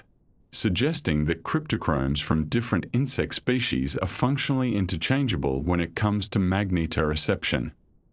This finding pointed toward a deep evolutionary conservation of the magnetic sensing mechanism across the insect world. The fruit fly, that humble laboratory workhorse known as Drosophila melanogaster, might seem an unlikely candidate for magnetic navigation, given that these small insects rarely travel more than a few hundred meters in their entire lives. And yet, in 2008, Stephen Reppert demonstrated that fruit flies do indeed possess magnetosensitive cryptochromes, and that they can detect and respond to magnetic fields under laboratory conditions. While fruit flies may not use this sense for long-distance migration, the presence of a functional magnetic compass in such a well-studied genetic model organism opened up new possibilities for understanding exactly how the radical pair mechanism works at the molecular level. Researchers could now use all the powerful genetic tools developed for Drosophila research to probe the magnetic sense in ways that would be impossible in birds or butterflies,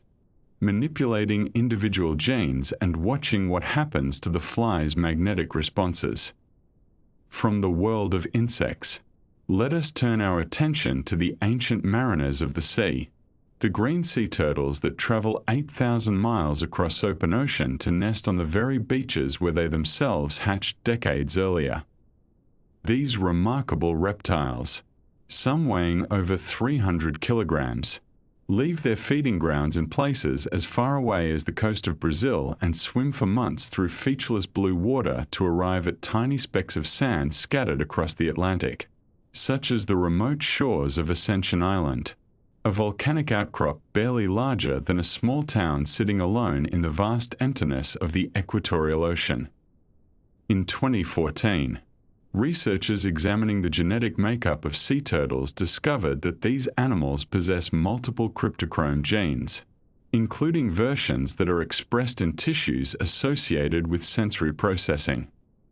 The presence of these crygenes, as they are abbreviated in scientific literature, suggested that sea turtles might be using the same radical pair mechanism that birds employ,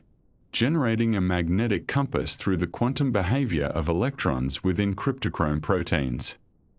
While the exact role of these proteins in turtle navigation remains an active area of research, the correlation between cryptochrome expression and the remarkable navigational abilities of these oceanic wanderers is difficult to dismiss as mere coincidence. Sea turtles appear to imprint on the specific magnetic signature of their birth beach during the first moments of their lives, encoding within their memory a unique combination of magnetic field intensity and inclination angle that they will carry with them through decades of wandering the open ocean. When the time comes to reproduce, they somehow retrieve this magnetic memory and use it to find their way back across thousands of miles of trackless sea to the very stretch of sand where their own journey began. This ability to detect subtle variations in the Earth's magnetic field and to remember specific magnetic locations suggests a sophistication of magnetic sensing that goes well beyond simple compass orientation. Perhaps the most unexpected entry in our catalogue of magnetically sensitive creatures comes from a 2013 study conducted by Czech and German researchers who spent 2 years observing domestic dogs as they went about the rather unglamorous business of defecating and urinating. The research team, led by Heinrich Border at the Czech University of Life Sciences, collected data from 70 dogs of 37 different breeds, recording the body orientation of each animal during nearly 2,000 instances of elimination behavior. When they analyzed this peculiar dataset, they discovered something quite remarkable, namely that dogs showed a statistically significant preference for aligning their bodies along the north-south axis, but only during periods when the Earth's magnetic field was calm and stable. This finding was surprising on multiple levels, not least because no one had previously thought to look for magnetic alignment in such a commonplace canine activity. The researchers proposed that dogs might use the magnetic field as a kind of reference frame for spatial awareness, a way of maintaining their sense of direction even while engaged in behaviors that require them to adopt fixed postures for extended moments. Whether dogs possess cryptochromes or use some other magnetoreceptive mechanism remains unclear, but the simple fact that they align with the Earth's field at all suggests that magnetic sensitivity may be far more widespread among mammals than previously suspected. Fish, too, appear in the growing list of creatures sensitive to magnetic fields. Salmon famously return to the rivers of their birth after years spent wandering the Pacific Ocean, and experiments have shown that they can detect both the intensity and inclination of magnetic fields, using this information to locate their home streams. Lobsters in the Caribbean have been demonstrated to possess a magnetic map sense, allowing them to determine their position relative to home even when displaced to unfamiliar locations. And foxes, those clever predators of the northern hemisphere, have been observed to prefer pouncing toward the northeast when hunting rodents beneath snow, a directional bias that may help them calibrate the precise angle and distance of their leaps using magnetic field information. What begins to emerge from this survey of magnetically sensitive species is a picture of a sensory ability that is not rare or exceptional, but rather something fundamental and ancient, woven into the fabric of animal biology at a very deep level. The presence of cryptochrome proteins across such a wide range of species, from insects to reptiles to mammals, suggests that the basic molecular machinery for magnetic sensing evolved long ago, almost certainly before these various animal lineages diverged from their common ancestors. Current estimates suggest that cryptochromes first appeared in living organisms somewhere between 500 million and 1 billion years ago, during the early chapters of complex animal evolution, when our distant ancestors were little more than simple marine creatures swimming in ancient seas beneath a magnetic field not so different from the one we know today. This ancient origin helps explain why so many different animals seem to share variations on the same quantum compass. Rather than evolving independently in birds and butterflies and turtles and moths, the radical pair mechanism appears to be a shared inheritance, a gift from ancestors so remote that we share them with creatures as different from ourselves as fruit flies and sea turtles. The specific ways in which different species use their magnetic sense may vary enormously, with some navigating thousands of miles and others merely orienting their bodies during elimination. But the underlying quantum physics and molecular biology appear to be remarkably similar across the entire animal kingdom. And so we find ourselves contemplating a natural world that is quietly aware of forces invisible to human perception. A world where the magnetic field is not empty space but rather a kind of landscape, mapped and sensed and followed by countless creatures going about their daily lives. The robin hopping across your lawn, the butterfly drifting past your window, the dog walking beside you on the footpath. All of these animals may be experiencing something you and I cannot directly perceive. A gentle presence of magnetic north whispering to their cells through the strange and beautiful language of quantum mechanics. This realization, far from making the world seem stranger or more alien, perhaps makes it feel richer and more interconnected. The same physical laws that govern the behavior of electrons in laboratory experiments also guide moths to their mountain caves and turtles to their nesting beaches. The quantum effects that seemed, for so long, to belong only to the realm of physicists and their sophisticated equipment, turn out to have been humming away inside living creatures for hundreds of millions of years, long before any human being existed to wonder about such things. And on that gentle note, we may allow our thoughts to settle, knowing that the natural world is full of quiet marvels, operating just beyond the edge of our awareness, as they have always done, and as they will continue to do, whether we are awake to notice them or peacefully, restfully, asleep. And so we come now to a rather fascinating aspect of avian navigation, one that reveals the remarkable sophistication of the migrating bird's mind, which is to say, the way in which these creatures do not rely upon any single navigational system, but rather integrate multiple sources of directional information into what we might think of as a unified internal guidance apparatus, a multi-compass brain that weighs and balances competing inputs with a subtlety that researchers are only beginning to appreciate. And this integration of systems,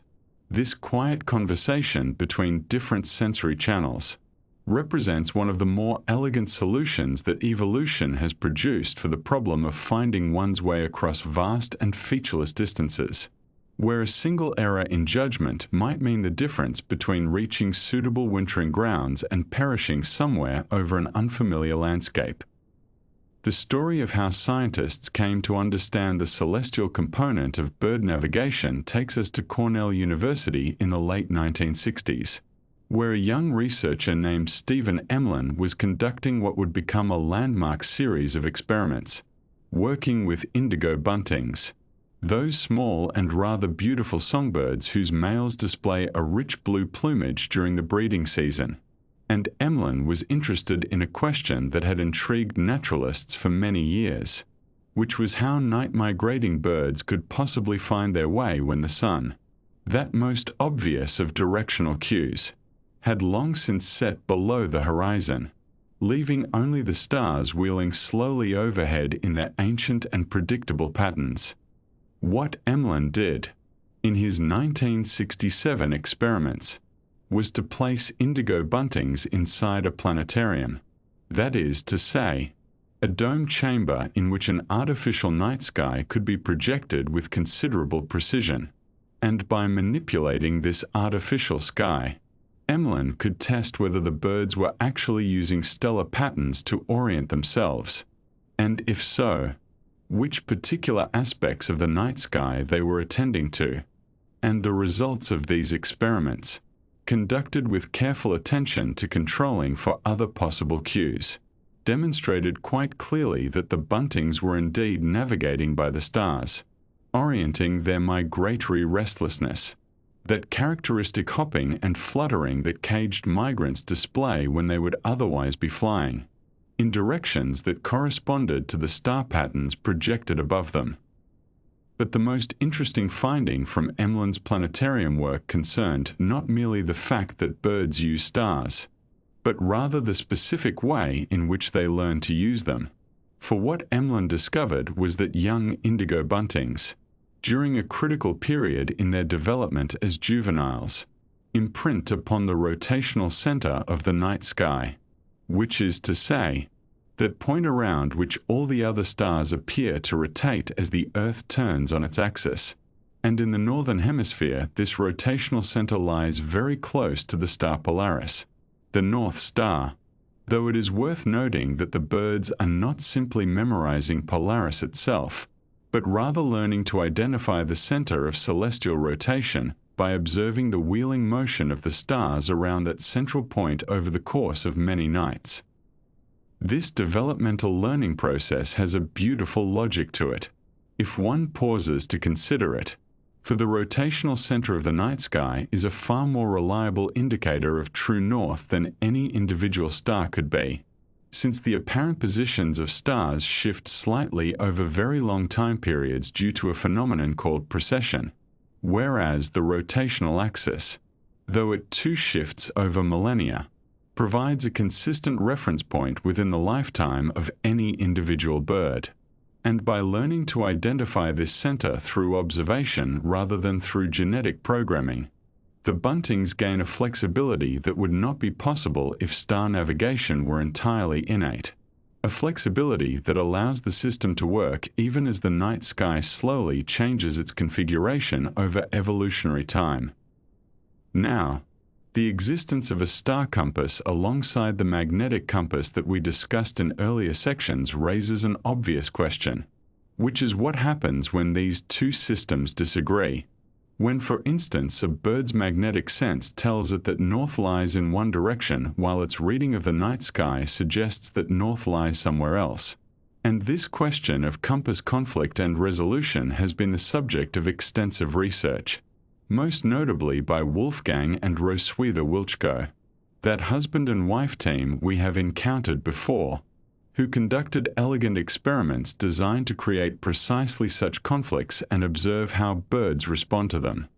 In these experiments, the Wilczkos and their colleagues exposed birds to situations where magnetic and celestial cues were deliberately placed in opposition, using combinations of shifted magnetic fields and manipulated star patterns.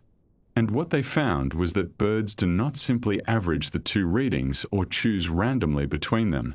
but rather employ a systematic approach to resolving such discrepancies, one that involves using certain cues to calibrate other cues,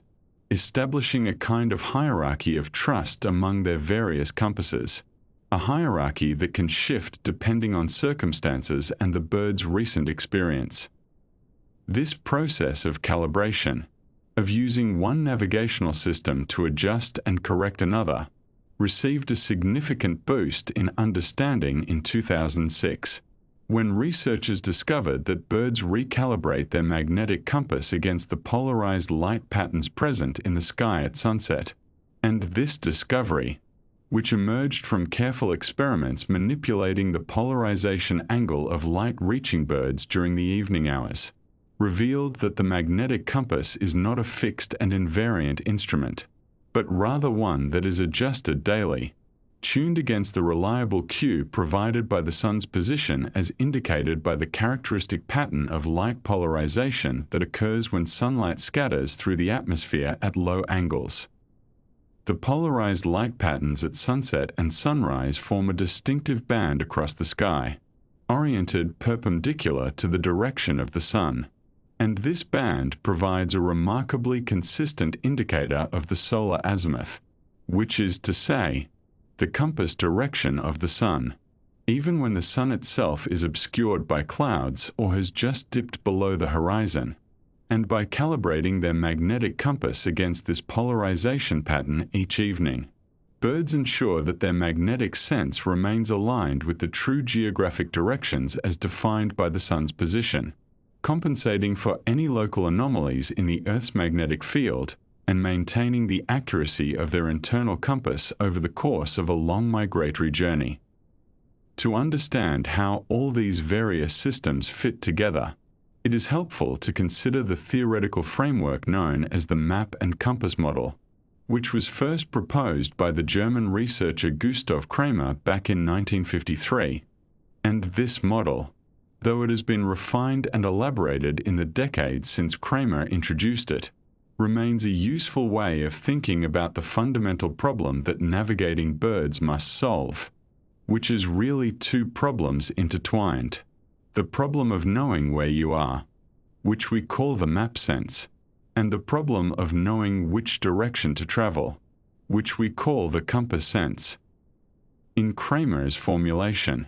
A bird requires both map and compass to navigate successfully. For the compass alone can tell you which way is north, but it cannot tell you whether you need to travel north or south or some other direction to reach your destination. And that additional information, the information about your current position relative to your goal,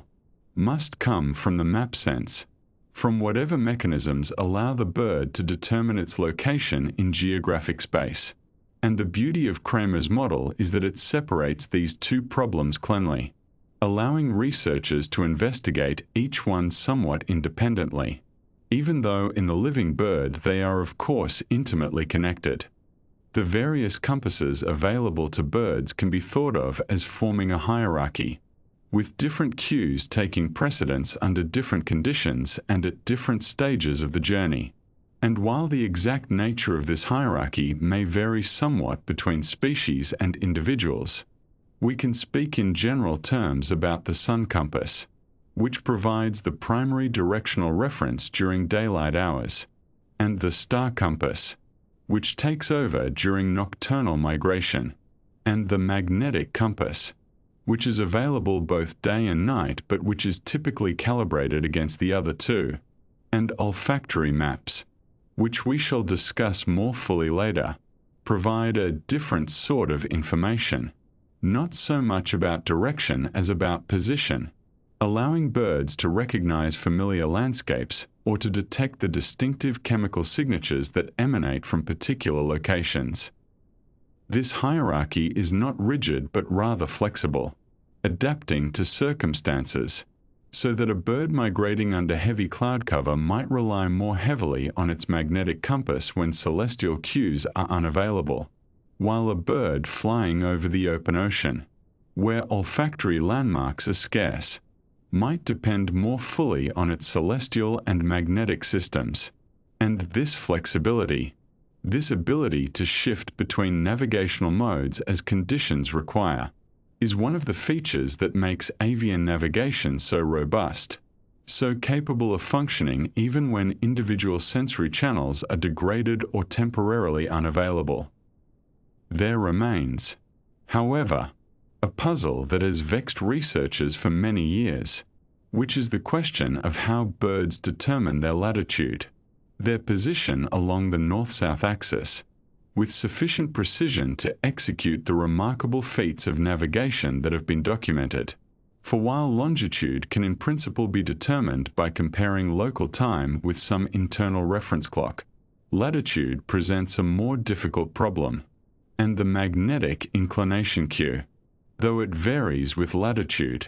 does so in a way that is complicated by local anomalies and that may not provide sufficient resolution for the most precise navigational achievements.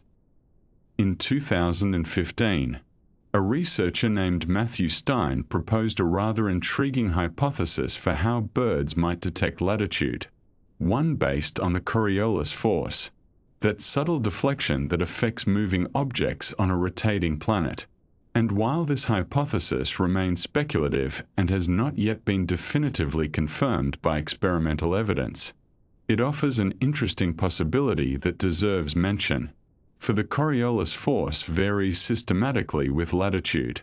being zero at the equator and maximal at the poles. And if birds possessed some means of detecting this force, perhaps through the vestibular system that governs balance and spatial orientation,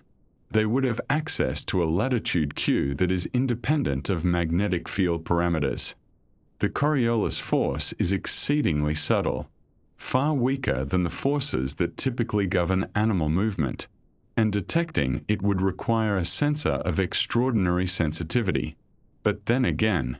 we have already seen that birds possess sensory capabilities that seem almost miraculous by human standards, from the magnetic compass in the eye to the infrasound detection that may guide navigation over continental distances. And so perhaps it is not entirely unreasonable to imagine that evolution might have found a way to exploit this universal feature of rotating reference frames, this gentle deflection that affects everything that moves upon the surface of our spinning Earth. What emerges from all of this research? From the planetarium studies and the compass conflict experiments and the calibration discoveries and the theoretical models, is a picture of avian navigation as a fundamentally integrative process, one in which the bird's brain serves as a kind of weighing station for multiple streams of directional and positional information, each stream contributing what it can to the overall assessment of where the bird is and which way it should fly. And this integration happens continuously, moment by moment, as the bird cruises through the night sky, adjusting its heading in response to the ever-shifting inputs from its various sensory systems, a quiet computation happening somewhere in the neural circuits devoted to spatial processing. The multi-compass brain is thus not a mere collection of independent instruments, like separate gauges on a dashboard, but rather a unified system in which the various components communicate and influence one another, calibrating and recalibrating, deferring to one another when appropriate, maintaining the bird on its proper course through mechanisms that scientists are still working to fully understand.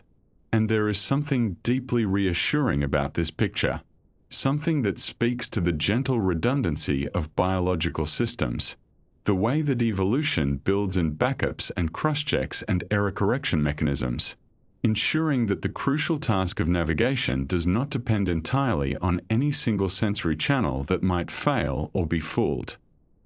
And so the migrating bird flies on, through the darkness of the night,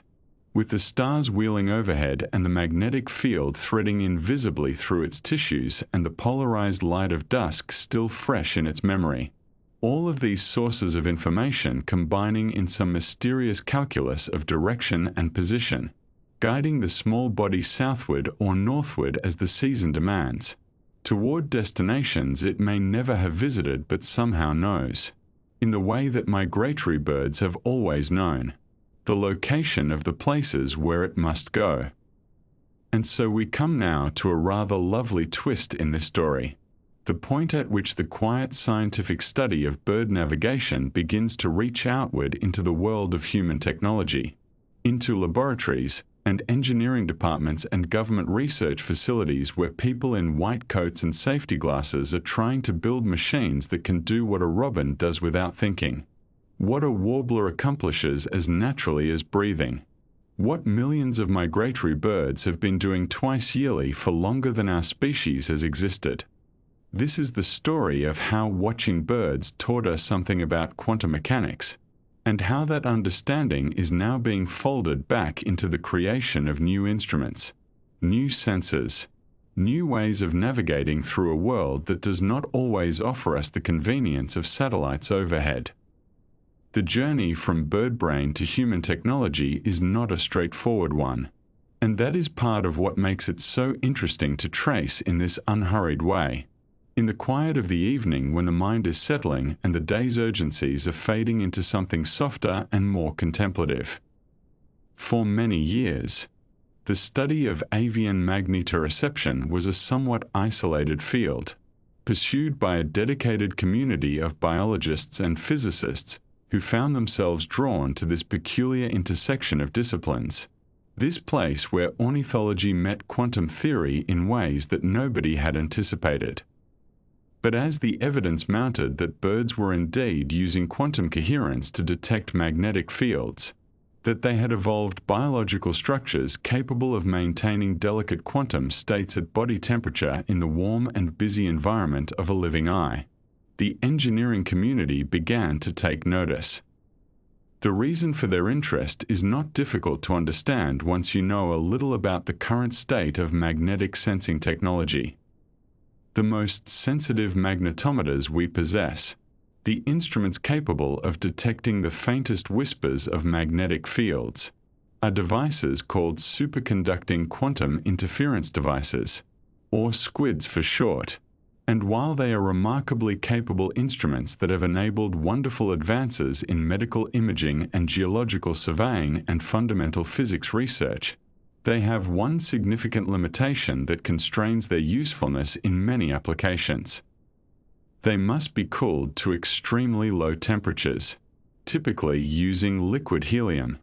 which boils at about 4 degrees above absolute zero, minus 269 degrees Celsius, a temperature so cold that it exists almost nowhere in nature except in the depths of interstellar space. This cooling requirement means that squid magnetometers are bulky, expensive to operate, and impossible to use in situations where you cannot maintain a supply of cryogenic fluids, which is to say most situations outside of well-equipped laboratories and medical facilities. And here is where the birds come in. With their warm bodies and their active metabolisms and their brains operating at roughly 40 degrees Celsius, somehow managing to detect magnetic fields with a sensitivity that approaches what these elaborately cooled superconducting devices can achieve. The robin does not need liquid helium. The warbler carries no cryogenic apparatus on its journey across continents. Whatever is happening in those cryptochrome molecules, whatever quantum dance is taking place among the electrons in the bird's retina, it is happening at temperatures that would destroy the delicate quantum states in our most sensitive laboratory instruments. This is the puzzle that has drawn engineers to the field of avian magnetoreception, the tantalizing possibility that nature has solved a problem we have not yet cracked, the problem of room temperature quantum sensing. In the year 2018, research groups at the Massachusetts Institute of Technology and the University of Stuttgart began working in earnest on projects to create room temperature quantum magnetometers based on the principles that birds seem to employ in their cryptochrome molecules. These were not frivolous academic exercises but serious engineering efforts to translate biological insights into practical technology, to build devices that could operate without cooling, that could be made small and portable and rugged enough for use in the field, that could potentially revolutionize how we detect and measure magnetic fields in applications ranging from medicine to mining to military navigation. The work proceeded along several parallel tracks, as such research tends to do, with different groups pursuing different approaches to the same fundamental goal. Some researchers focused on creating synthetic molecules that mimic the structure and behavior of natural cryptochromes, attempting to replicate in the laboratory the radical pair mechanisms that birds had evolved over millions of years. Others worked on different molecular systems that might exhibit similar quantum properties, exploring the vast space of possible chemical structures in search of candidates that could maintain quantum coherence at room temperature while remaining sensitive to external magnetic fields. Still others approached the problem from a more theoretical direction, trying to understand in precise mathematical terms how biological systems achieved such surprising performance, hoping that this understanding would illuminate pathways to artificial systems with similar capabilities. The military interest in this research deserves mention here, not because it is the most important aspect, but because it helps explain the level of funding and attention that this field has received in recent years. The Defense Advanced Research Projects Agency, the American military research organization known by its acronym DARPA, has long been interested in navigation systems that do not depend on the global positioning system, those satellites circling overhead that have become so central to modern navigation but which are also vulnerable to jamming, spoofing, and other forms of interference that an adversary might employ in a military conflict. A magnetometer sensitive enough to detect the subtle variations in Earth's magnetic field from place to place, combined with detailed maps of those variations, could potentially provide a backup navigation system that would function even when GPS was unavailable. Birds, after all, have been navigating by magnetism for far longer than satellites have existed, and there is something appealing to military planners about the robustness and independence of a navigation system that requires no signals from space. The sensitivity advantage that biological magnetoreception seems to offer over current technology is worth dwelling on for a moment, In the gentle way we dwell on things in these evening hours, when the mind is receptive to numbers and comparisons without demanding too much urgency about them. Current high-precision magnetometers, the squid devices and their atomic magnetometer cousins, can detect magnetic fields as weak as about 1 nanotesla, which is 1/1000th of a Tesla, the standard unit of magnetic field strength. This is an extraordinarily faint field, far weaker than the magnetic field of the Earth, which varies from place to place but averages roughly 50 microtesla, that is to say 50 millionths of a Tesla, or about 50,000 times stronger than what our best instruments can detect. But the navigational task that birds accomplish requires something different from simply detecting the presence of a magnetic field. It requires detecting small changes in that field, the subtle variations in intensity and direction that differ from one location to another across the landscape. Research suggests that birds may be able to sense changes in the Earth's magnetic field of roughly 50 nanotesla, which is about 1 part in 1,000 of the total field strength. This is not quite as sensitive as what squid magnetometers can achieve in absolute terms, but it is achieved at body temperature without any cooling apparatus, in a device small enough to fit inside a bird's eye, powered by nothing more than the normal metabolism of a living organism. The engineering challenge is therefore not simply to match the sensitivity of biological systems, but to match their operating conditions, to achieve useful magnetic sensing in a package that is warm and small and robust and inexpensive to operate. This is the challenge that room temperature quantum magnetometer research is attempting to address. In the year 2020, researchers at the University of Tokyo published the results of experiments with synthetic cryptochrome molecules, artificial versions of the proteins that birds use in their magnetic sensing systems. These experiments represented an important step in the translation of biological principles into engineered systems, demonstrating that it was possible to create molecules in the laboratory that exhibited radical pair behavior similar to what natural cryptochromes display. The Tokyo group showed that their synthetic molecules could generate radical pairs upon exposure to light, that these radical pairs persisted for measurable periods, and that their behavior was influenced by external magnetic fields in ways that paralleled what is observed in biological cryptochrome systems. The sensitivity achieved was not yet sufficient for practical applications, but the proof of concept was established, the path forward was illuminated, and the work continues in laboratories around the world as researchers refine their molecular designs and optimize their sensing protocols. The theoretical foundations for this biomimetic approach to quantum sensing have been laid by researchers including Alex Jones and David Sherrington, whose work on the physics of radical pair mechanisms and their potential applications in artificial systems has helped guide experimental efforts in productive directions. Their papers, published in physics journals and presented at conferences where biologists and physicists and engineers come together to share their findings,